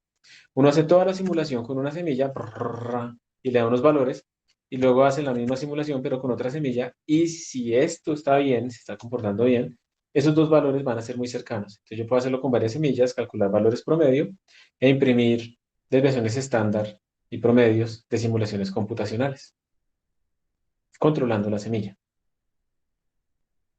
O sea, ¿se refiere a dar condiciones iniciales muy cercanas? Eso puede ser, pero es diferente porque mira que aquí no estamos haciendo nosotros em, una ecuación diferencial ordinaria, ¿cierto? Esto es un poquito más allá, pero digamos es que no lo quiero asociar con un sistema dinámico, pero entonces la cosa es parecida, es que es como así. Digamos que tú tienes un sistema finito y ese sistema finito, después de un tiempo, pues se va a estabilizar y se va a quedar como en un sitio haciendo esto, ¿sí? Porque es finito, entonces fluctúa. Entonces tú tienes como dos opciones. Hacer en este sistema una ventana bastante grande. Entonces tomas estos datos y mira que si tú le haces suma de esos datos, entonces tú puedes sacar aquí un valor promedio, ¿cierto? Final, y puedes sacar una desviación estándar, ¿sí o no? Tomando esa ventana. En eso estamos de acuerdo, ¿cierto? Sí. O la otra, ¿listo? La otra es que tú puedes cambiar la semilla del generador aleatorio, y eso implica que esta secuencia cambia un poco, no dan exactamente la misma, ¿listo? Pero tiene como la misma distribución. Entonces utilizas, vamos, 2 semillas, vamos a hacer 3 semillas, ¿está bien? 4 semillas. Y entonces de pronto tú no tienes que hacerlo simular tanto en la parte de estabilización, sino que lo que tú podrías hacer más bien sería coger y calcular un promedio en esta ventana, en este punto, de todos estos valores que te dieron. Y lo que uno supone, y es una suposición fuerte, pero sirven estos ensambles, digamos, es que este promedio, este X promedio que yo obtengo acá, que es como en diferentes sistemas, es igual a este X que calculo en un solo sistema a lo largo del tiempo. Promedio en el tiempo es promedio en el ensamble. Eso es lo que estamos diciendo acá. Entonces la pregunta es, ¿yo cómo puedo generar un ensamble de muestras? Pues utilizando diferentes semillas aleatorias. Entonces sí es porque te digo que no está asociado como a un sistema dinámico, porque cuando tú lo piensas como un sistema dinámico caótico, pues diferencias muy pequeñas en condiciones iniciales, pues te pueden producir que aparezcan sitios diferentes del atractor. Entonces es otro cuento. Sí, Bueno, bien, gracias por la pregunta. Entonces, yo me siento más contento de poder estar haciendo esto en la clase así en la tableta porque puedo escribirles. Y se ve igual, ¿no? Básicamente. ¿Ustedes cómo ven la tableta, la calidad en este momento en la pantalla y el IMAX y todo eso? ¿Bien? sí, todo igual. Buenísimo. Listo, entonces este es nuestro Eigen. Forma muy sencilla de generar matrices aleatorias. Ok, voy a guardar esto acá. Ahí está para una semilla, cualquiera. Y hay varios ejercicios acá, ¿no? Que se les deja como para que ustedes de pronto jueguen. Entonces aquí crear una matriz 8x8, imprimir a la pantalla, controlar la semilla. Bueno, pero eso fue lo que hicimos ahorita, ¿no? Controlar todo, simplemente tiene que cambiar a que no sea de 5x5, sino de 8x8. Ese es otro tutorial. A ver qué está haciendo esto. No, pues esto no está haciendo mucho, ¿no? Está creando una matriz y ya. Entonces, pues esto no lo vamos a correr. Vamos a hacer una multiplicación de vector con matriz. Ese sí me interesa. Entonces, como pueden ver, lo que estamos haciendo es incluir eigenends, dens, perdón, estamos definiendo el tamaño, estamos colocando la semilla fija, también la podemos leer, pero por ahora la estamos dejando fija acá. Estamos creando una matriz de doubles de tamaño variable que es random de tamaño n por n, en este caso simplemente 3 por 3. Estamos haciendo esta operación. Esto fue lo mismo que estaba en el tutorial, ¿se acuerdan? Estamos imprimiéndola, luego creamos un vector n, lo vamos a llenar con 3 elementos en este caso, pero también puede ser random. Y luego estamos haciendo la multiplicación. Vamos a ver cómo nos va. Esto no tiene mucho misterio. Entonces, cuando yo lo compilo y lo corro, pues obtenemos esto que está acá. A usted le sale en la consola, ¿no? La matriz son estos valores, esos fueron los que me dieron a mí, y la multiplicación de la matriz por el vector. Pregunta, ¿les dieron diferentes o les dieron iguales que a mí? ¿Ese archivo cuál es? Ese archivo es, buena pregunta, Eigen Example 02. ¿Sí está o no está?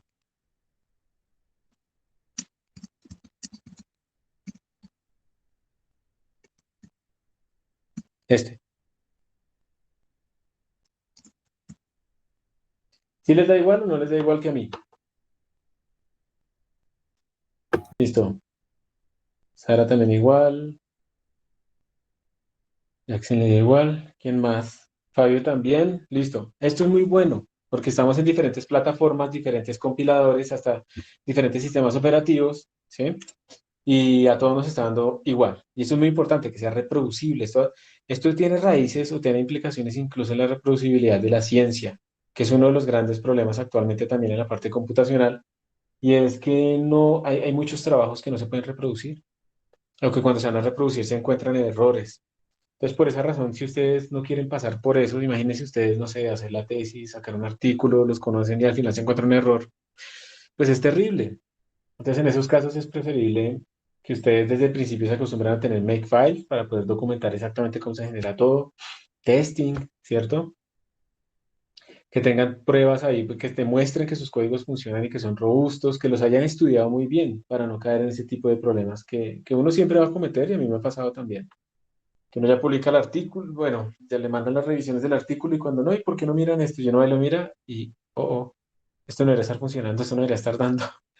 Pero bueno, al final no cambia mucho las cosas. Entonces puede pasar y la mejor manera de tratar de minimizar que eso pase o evitar que eso pase, pues es buenas costumbres de programación. Listo, entonces ese fue nuestro ejemplo. Y vamos a mirar un par de ejemplos de álgebra lineal que son también sacados del tutorial. Eso no estamos haciendo aquí nada nuevo. Entonces, en este caso vamos a hacer, hay uno que se llama Eigendense Linear Algebra, se llama, y en este caso lo que vamos a hacer es una multiplicación de matriz. Entonces tenemos la matriz 3F, que quiere decir tamaño fijo 3 por 3 y flotantes. El vector lo llenamos, imprimimos, hacemos la solución acá y miramos también la norma. ¿Está bien? Entonces vamos a hacer, lo voy a ejecutar y ustedes también pueden compilarlo. Se llama Eigen-Dense Linear Algebra.cpp. El mío aquí terminó ya de ejecutar. Entonces aquí sale la matriz A, sale la matriz B y sale la solución. Y la verificación nos dice que el error, más o menos el error entre ellos, que uno espera que esto sea igual a 6, a 0, el error es del orden de 10 a la menos 6. ¿Cuánto les da a ustedes? ¿Les da igual? ¿Les da diferente? ¿Ese cuál era, profe? ¿Qué código? Ese es el código Eigen-Dense Linear Algebra. Entonces a Sofía le dio la verificación, le dio diferente. ¿Y los números te dieron un poquito diferentes también? Iguales. Entonces, pilas, esto no está mal, eso es normal. Esto es normal que suceda porque de pronto la norma se está calculando de forma ligeramente diferente en el computador de Sofía que en el mío. Tendríamos que verificar que la versión de Eigen sea la misma, por ejemplo, y de pronto no es la misma. Esas pequeñas diferencias pueden ocurrir, pero es normal y aquí está bien, porque de todas maneras está en el orden de 10 a la menos 6. Eso es lo más importante, que el orden es de la precisión de los flotantes. Números más pequeños que estos ya se hacen un underflow hasta 0. ¿Alguien más quiere compartir su valor, por favor?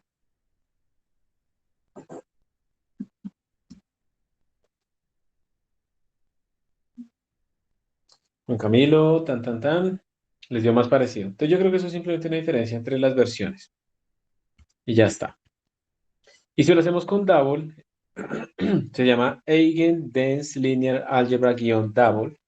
Si lo hacemos con Double, vamos a ver cuánto nos da. ¿Ustedes qué esperarían? ¿Que la verificación sea del orden de qué? ¿De 10 a la menos 6? ¿O de 10 a la menos 15 por ahí? Más pequeña. La diferencia debería ser más pequeña, pero yo creo que es lo que ustedes dicen, mayor precisión, sea más pequeña. Entonces ahora miren que me está dando mucho mejor los números y la verificación es del orden de 10 a la menos 15, porque recuerden que los números tipo double pueden diferenciar máximo entre dos cosas hasta 10 a la menos 15, comparativamente con los floats que es hasta 10 a la menos 6. Entonces les tiene que dar algo parecido a mí, no igual, pero sí parecido, pero si utilizan la misma versión, pues sí les va a dar igual, con la máquina virtual o la sala. Profe, una pregunta. ¿Sí? ¿Por qué nunca fue necesario cargar la librería tanto de Eigen ni de GSL con SPAC, ni utilizar ningún comando de "-i" o "-l"? El menos L sí se utilizó con SPAC, perdón, con Eigen, con GSL, y nunca lo tuve que hacer, es porque yo estoy utilizando un computador en la sala que ya tiene instalado GSL por defecto en el sistema operativo y también ya tiene instalado por defecto Eigen. Pero si no estuvieran instalados, tocaría con SPAC cargarlo y ponerle la banderita del menos "i" para decirle dónde buscarlo. O sea, ¿vienen predeterminado con todos los Linux o Sí. solamente desde la sala? No, no. No en todos los Linux, sino que en la sala, en Slackware, vienen instalados de forma predeterminada. Ustedes también lo pueden instalar en Ubuntu si quieren, o pueden utilizar Spark. Pero es porque como ya está instalado, entonces no tuve que hacerlo otra vez. Es por eso. Listo. Gracias. Si fuera otra librería, pues así tendríamos que cargarla con Spark y hacer todo eso, el menos i, todo eso que... Entonces aquí hay más ejercicios. Dice, crea una matriz aleatoria de 40 por 40, un vector aleatorio de tamaño 40 y resuelve el sistema X utilizando full pivote y compare el tiempo de ejecución con un problema de 100%. De hecho, esto va a ser un ejercicio que les voy a dejar donde ustedes van a hacer este tipo de problemas de resolver matrices aleatorias en función del tamaño y van a ir imprimiendo cuánto es el tiempo que se gasta en la solución. No me interesa el tiempo pidiendo memoria ni nada de esas cosas, sino solamente el tiempo específicamente en la solución, utilizando a alguien para ver cómo escalan esos algoritmos. Esa es como la idea. ¿Cómo será que escalan esos algoritmos? Pueden también utilizar el profiling para ver en dónde es que está yéndose el tiempo, si hay alguna función interna específica de alguien que se está comiendo todo, y bueno, mirar ese tipo de cosas. Y aquí hay un último ejemplo que se llama Eigenvectors, que es para calcular los valores propios, ¿sí? Es este que tenemos acá. Entonces se define una matriz que puede ser aleatoria, pero en este caso tiene valores específicos. Y vamos a utilizar el self-adjoint eigensolver.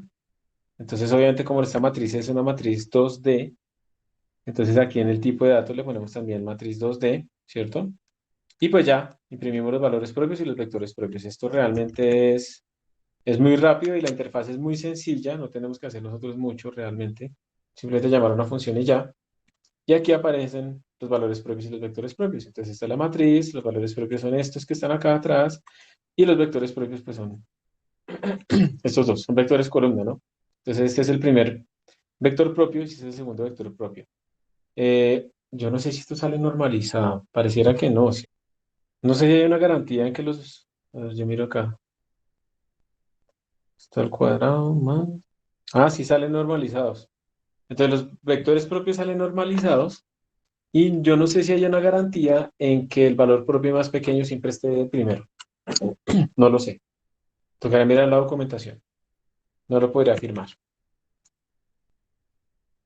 Entonces aquí lo mismo, calcular valores propios de una matriz aleatoria de 20 por 20 y listo. Con esto terminamos entonces estos ejemplitos de Eigen.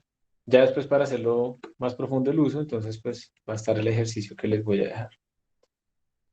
Espero que hayan quedado convencidos de que utilizar librerías es mucho más eficiente que ponerse a hacer todo desde cero.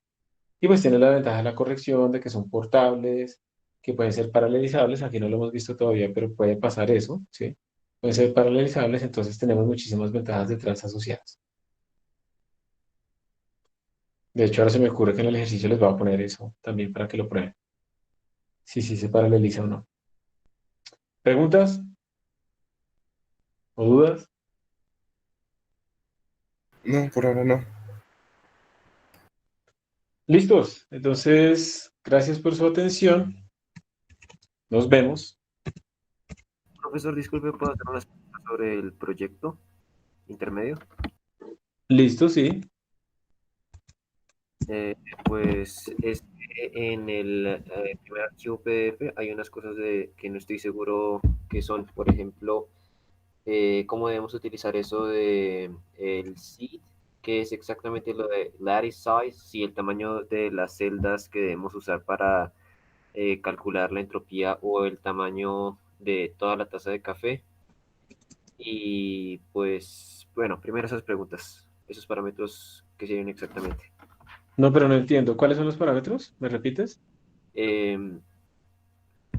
Dice lattice size, que en el primer PDF dice que toca que leer un archivo de texto con 4 entradas, y una de esas es lattice size y otra es random generator seed. Listo. O sea, el archivo de texto tiene que tener 4 entradas, es lo que te entiendo, sí, ya me acuerdo. Lo primero es el lattice size, que quiere decir, entonces, de pronto tú lo estás pronunciando mejor que yo. Digamos, si tú le pones aquí, no sé, 100, eso quiere decir que el tamaño ¿de tu qué? De tu látiz es de 100%. Aquí parece rectangular, pero es de 100%. ¿Listo? El segundo es la semilla generadora aleatoria, entonces tú le pones, no sé, 10. Entonces esa es la semilla, porque tú vas a tener que utilizar números aleatorios ahí adentro, ¿cierto? ¿Qué más? Pero bueno, ¿cómo hago, por ejemplo, bueno, primero que todo, si tengo un lattice de 100%, ¿significa que una molécula ocupa un espacio de 1 por 1, o por cada espacio de 1 por 1 tenemos que irlo en más espacios chiquitos? No, no, no. Esto lo que quiere decir es, piensa que la caja en total en el espacio real mide 1, por ejemplo. No, pero ni siquiera, no nos pongamos a hablar de cajas reales ni nada de esa cosa. Simplemente es que tú tienes 100 casillas, 100 filas y 100 columnas. Es una matriz de 100 filas por 100 columnas. ¿Listo? ¿Qué ocupa una molécula? Esto es tu pregunta, ¿cierto? Una molécula ocupa solamente una casillita, Ok. ¿ok? Pero en una casilla no necesariamente tiene que haber una sola molécula. En una casilla pueden haber varias moléculas. Lo que pasa es que aquí siempre surge una duda y es que a veces, si uno mira el material, a veces puede decir el man, utilice usted como todo esto como si fuera una sola celda y cuenta cuántas celdas, cuántas moléculas quedaron ahí pegadas, asumiendo que una molécula solamente puede estar en una casilla. pero tú puedes hacer lo contrario y es simplemente 100% quiere decir que tienes una matriz de 100%. Cada molécula va a estar en uno de esos huequitos, pero cada huequito puede tener una, bueno, cero, una o más moléculas. Ok, y lo otro, profesor, entonces no metemos ahí un parámetro que nos diga qué tan grandes es usar las cajas para calcular la entropía. Pues realmente no importa porque la entropía, si recuerdo bien, esa entropía es como una sumatoria de las probabilidades por el logaritmo de las PI, ¿cierto que es así? Sí, Esa sumatoria se hace sobre qué? Sobre las cajas. no sobre todas las cajitas, sino se hacían como unas cajas como más grandes. Pues, como te digo, eso depende de cómo tú lo quieras ver. Así como yo te lo estoy diciendo, yo lo haría sobre cada caja porque yo estoy permitiendo que haya más de una molécula por caja, Ok, ok. ¿ok? Pero si tú lo haces de la otra manera, que es que entonces uno coge como una visión mesoscópica, entonces uno hace unas agrupaciones más grandes, pues también está bien. O sea, depende de tu resolución, pero tú tendrás que contar entonces cuántas son, ¿sí? Bueno, ¿qué otra cosa? Entonces, lo otro, ¿cómo hacemos que se muevan cada molécula? O sea, tal vez toca usar esto del Random Seed Generator con una gaussiana, pero entonces, pues, ¿qué distribución? No sé.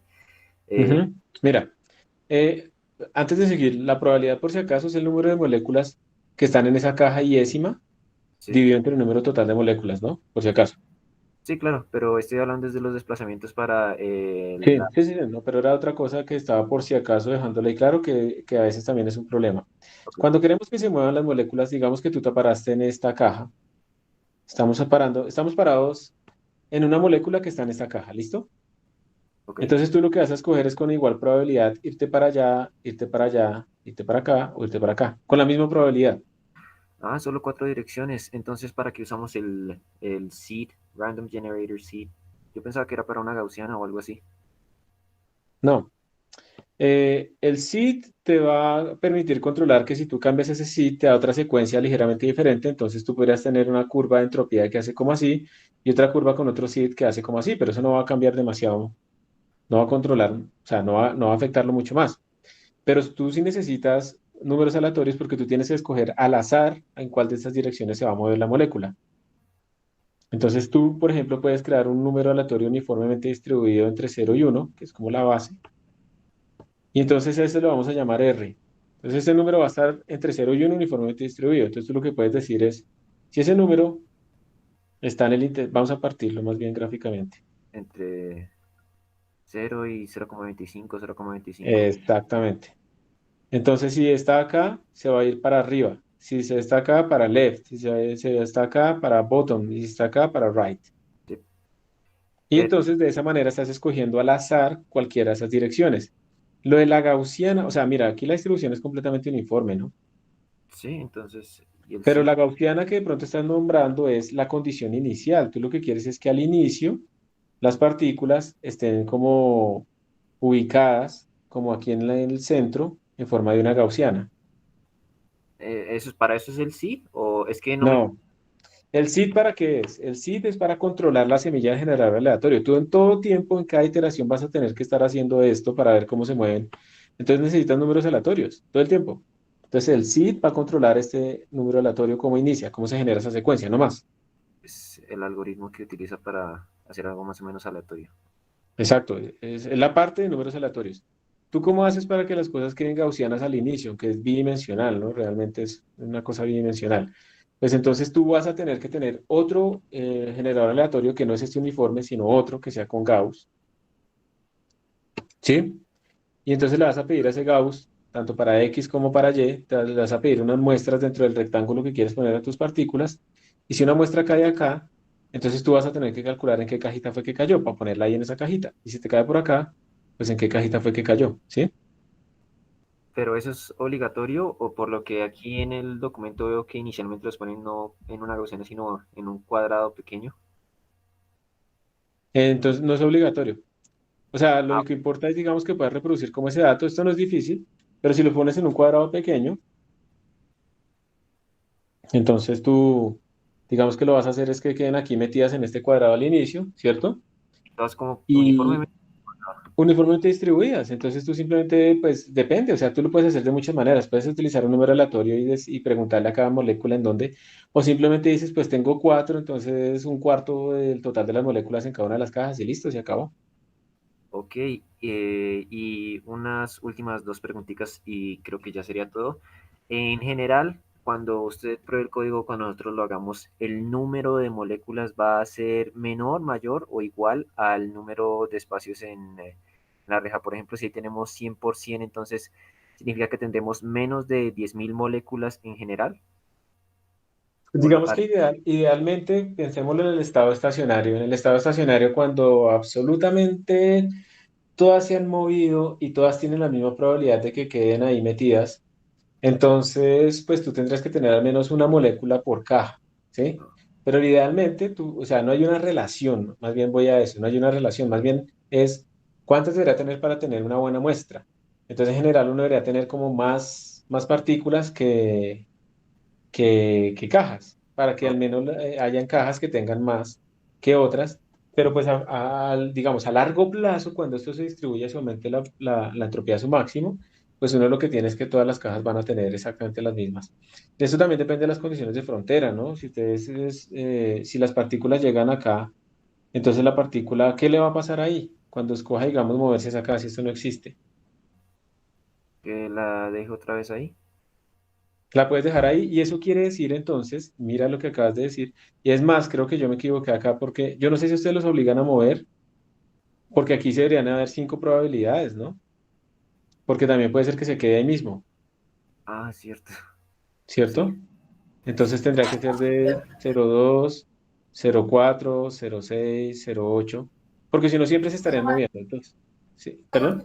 Profe, ¿y no se considera que se muevan dos, de a dos cuadritos, por ejemplo? No, vamos a hacerlo con movimientos, eso es como un autómata, digamos, estas vecindades son estándar, entonces que se muevan de a uno. Si lo hacemos de a dos, estamos haciendo una hiperdifusión y pues entonces es como si no necesitáramos tanta resolución. Ok. Entonces, mira que cuando tú llegas a un borde, si la partícula está en el borde, digamos, y quitas este, entonces tú estás aumentando la probabilidad, como dijiste que si va para allá y no se puede mover, que se quede, estás aumentando la probabilidad de quedarse quieto comparado con la probabilidad de moverse hacia los lados, ¿sí o no? Sí. Entonces estamos aumentando como vamos a ver en ese sistema que las partículas se van a acumular como en los bordes. Pues ¿Listo? Entonces ahí uno puede hacerlo de varias maneras. Uno puede observar que esa entropía es así y luego puede tener unos cambios raros precisamente porque se está viendo el tamaño finito del sistema. Si la malla es muy chiquita, entonces llegamos a los bordes y vemos estas cosas. Depende de las condiciones de frontera. También podríamos hacerlo periódico o podríamos hacerlo que rebote. Pero pues si hacemos creo, que rebote, entonces estamos favoreciendo que sí, se devuelvan, entonces estaríamos haciendo, favoreciendo, digamos, que se concentren como en esta zona, ¿sí o no? pues dependería del material de las paredes, pero pues bueno. Exacto. Entonces, digamos que si lo que queremos es que a futuro esté completamente regado, podríamos hacer condiciones de frontera periódicas, que esta esquina esté pegada con esta, pero no es obligatorio que lo hagan, sin embargo, eso permitiría como tratar de ver mejor estos asíntotas aquí al final. Espere, no entendí eso último de la opcional. ¿Cómo así que esa esquina esté pegada con la otra? ¿Que ¿Como en Hacerlo culebrita? periódico. Si esta transporte? partícula, señor. ¿Que esta partícula qué? Disculpe. Si esta partícula se va a mover hacia la derecha, la hago es que aparezca al otro lado de mi malla. Ah, Como en el juego de culebrita. sí, pero Supongo. físicamente tiene algún sentido o en algún sistema, así como por datos Esto lo que curiosos. está haciendo es que físicamente, pues, digamos que todo esto son simulaciones, estamos es como replicando nuestro sistema de forma infinita, ¿cierto? Y estamos tratando de quitar esa influencia de la pared en ese sistema. Realmente lo que uno debería hacer es tener un tamaño mucho más grande. ¿Y ya? Ok, pues listo, creo que eso era todo. Gracias, profe. Esto, profe, otra pregunta con respecto al taller. Esto en el report, en el target report, esto que dice que hay que crear un PDF con PDF LaTeX. Esto, ¿cómo es ese PDF? ¿Cómo tiene O que sea, es ser? un TEC, tienes un archivo .tec que lo pueden trabajar en Overleaf y luego simplemente bajarlo con las figuras y ponerlo ahí. donde está pues el reporte, ¿sí? Y en el reporte básicamente lo único que tienen que hacer es poner pues cuál fue el problema que se resolvió, simplemente es describirlo muy sucintamente. De pronto coloquen ustedes un comentario sobre las dificultades en la implementación o en el trabajo en grupo y las soluciones que uno espera que las hayan solucionado, ¿cierto? Y simplemente pongan los resultados de una vez como de esta figurita, en función de pronto de 2 tamaños o 3 tamaños, bueno, lo que ustedes vean que sería algo útil para no entender el problema. Y ya, no se pongan a hablar del código y que yo implementé esto acá, no. Algo muy pequeño donde se muestran simplemente los resultados. ¿Listo? Mm, Pero, o sea, como, no sé, es que dice crear el archivo PDF, pero entonces tendríamos que tener todo eso escrito en algún archivo TXT o algo así, ¿Qué es todo eso? o sea, todo el informe, o bueno, toda Eso la... está, esto está en el archivo TEC, Ok, listo. ¿sí? Como un LaTeX. Es que como solo le trabajaba en Overleaf, no sabía. Ajá. Pues ese archivo que tú ves ahí, ese es un archivo TEC. Entonces ahí es donde está todo. Y tiene que tener también dentro del repositorio pues las figuras, ¿sí o no? Sí. Eh, Profe, ¿y ese target debe subir como las figuras al archivo TEC? ¿Cómo así subirlas? Dentro del archivo text se supone que tú dices include figure o include graphics, no me acuerdo, y le pones una ruta. Entonces él espera encontrarla ahí mismo. Entonces puedes ponerle en el directorio fig slash y le pones punto .pdf o algo así a la figura. Entonces eso es lo que tú haces en un archivo text para incluir una figura, ¿sí o no? Sí. ¿Ya? La otra que si quieren es que pueden poner ahí solamente el PDF. Y no, pero esto es muy difícil, se abre una puerta muy complicada. No, lo descargan de Overleaf y lo ponen ahí. Y listo. Recuerden que la idea es que el makefile pueda como correr sus simulaciones con unos archivos y que el makefile pueda producir los PDFs en cambio, en el caso de que algo cambie, ¿no? ¿Se acuerdan? Esa es la idea. Entonces, digamos que esto es lo que más se va a revisar ahí. Julián Mateo pregunta, con respecto a eso, ¿cada uno de los cuadros de la taza de café tiene la misma probabilidad? Cada uno de los cuadros de la taza de café tiene la misma probabilidad. ¿Probabilidad de qué? ¿De llenarse con una molécula? Más bien es que las moléculas tienen la misma probabilidad de, que de estar en cualquiera de ellos, pero pues lo que ustedes van a ver es que al final vamos a arrancar con una probabilidad, con una entropía muy baja. Esto va a ser muy bajo porque casi todas están concentradas aquí al inicio. Y a medida que se va regando, se van esparciendo todas ellas, pues estas entropías van llegando a ser valores relativamente iguales entre ellas. Entonces, digamos que en el estado estacionario sí, las probabilidades son similares entre ellas. Y por lo tanto, la entropía llega a su máximo, que es cuando todas tendrían la misma probabilidad, básicamente. Listo, chicos. Espero que entonces les haya quedado más Profe, claro. qué pena otra cosa. Lo que pasa es que en mi grupo somos solo dos, entonces no sé si haya otras dos personas que quieran como unirse o alguien solito por ahí. Solo habían 2 personas que me han escrito y ya los uní con otros 2. Ustedes, Sofía, ¿ustedes ya crearon el repositorio? No, todavía no. ¿No? Listo, entonces, si alguien quiere unirse con ellos 2, porque los grupos son de mínimo 2, máximo 4, pueden trabajar solo los 2, pero si alguien quiere unirse con ellos, entonces tendrían que escribirme ya mismo al correo y yo los uno. Entonces, Sofía, hazme un favor, escríbeme un correo con tu nombre y con el nombre de tu compañero o compañera y digamos que hoy mismo, si me llega alguna otra información, entonces yo los uno todos y si no, yo te escribo y te digo, nadie me escribió. Entonces, Vale, trabajen solo. vale, gracias, profe. Listo. Profe, no entendí bien lo del archivo LaTeX. O sea, toca como copiar el código y ponerlo en digamos, como dependencia en el target del makefile. ¿Sí? Copiar el código. No, no hay que copiar código. De pronto te refieres al nombre del archivo. O sea, copiar el código como a otro documento que esté en el repositorio para que ese código coja las gráficas que estén en el repositorio, ¿sí? Pero no sé por qué le llamas código. El archivo LaTeX es el que va a incluir las figuras y va a incluir los PDFs. ¿Listo? Perfecto. Eso no. Eso digamos que es lo que tiene un LaTeX. El LaTeX tiene texto, figuras, texto, ¿sí o no? Y entonces uno cómo incluye figuras utilizando Include Graphics. ¿Listo? Pero entonces eso sería como digamos, el código de LaTeX y no lo que se compila, digamos, el PDF. Ese es el código de LaTeX. Ustedes cuando le dan play allá en Overleaf, realmente ese bicho lo que corre es un PDF LaTeX, por ejemplo, para convertir el LaTeX en un PDF. ¿Listo?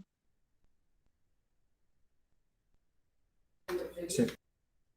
Listo. Y eso no tiene nada que ver con el código fuente. Y el Makefile lo que hace es que si tú, digamos, en algún momento cambiaste el código fuente de tu simulación, pues eso en principio probablemente implica que haya que cambiar los PDFs. Pero no cambiaría el látex, simplemente hará que recompilarlo. Pero no cambiaría como tal el contenido, solo cambiaron las figuras. Entonces esta figurita se cambia por una nueva. Pero el látex no cambió como tal. ¿Está bien? Sí, sí. Listo. En este momento, chicos, lo más importante es que se concentren en la simulación y en obtener las figuras. Eso es lo más importante porque ustedes no pueden hacer un reporte de algo que todavía no funciona. ¿Listo? Concéntrense en eso. Y bueno, entonces nos vemos en la próxima clase.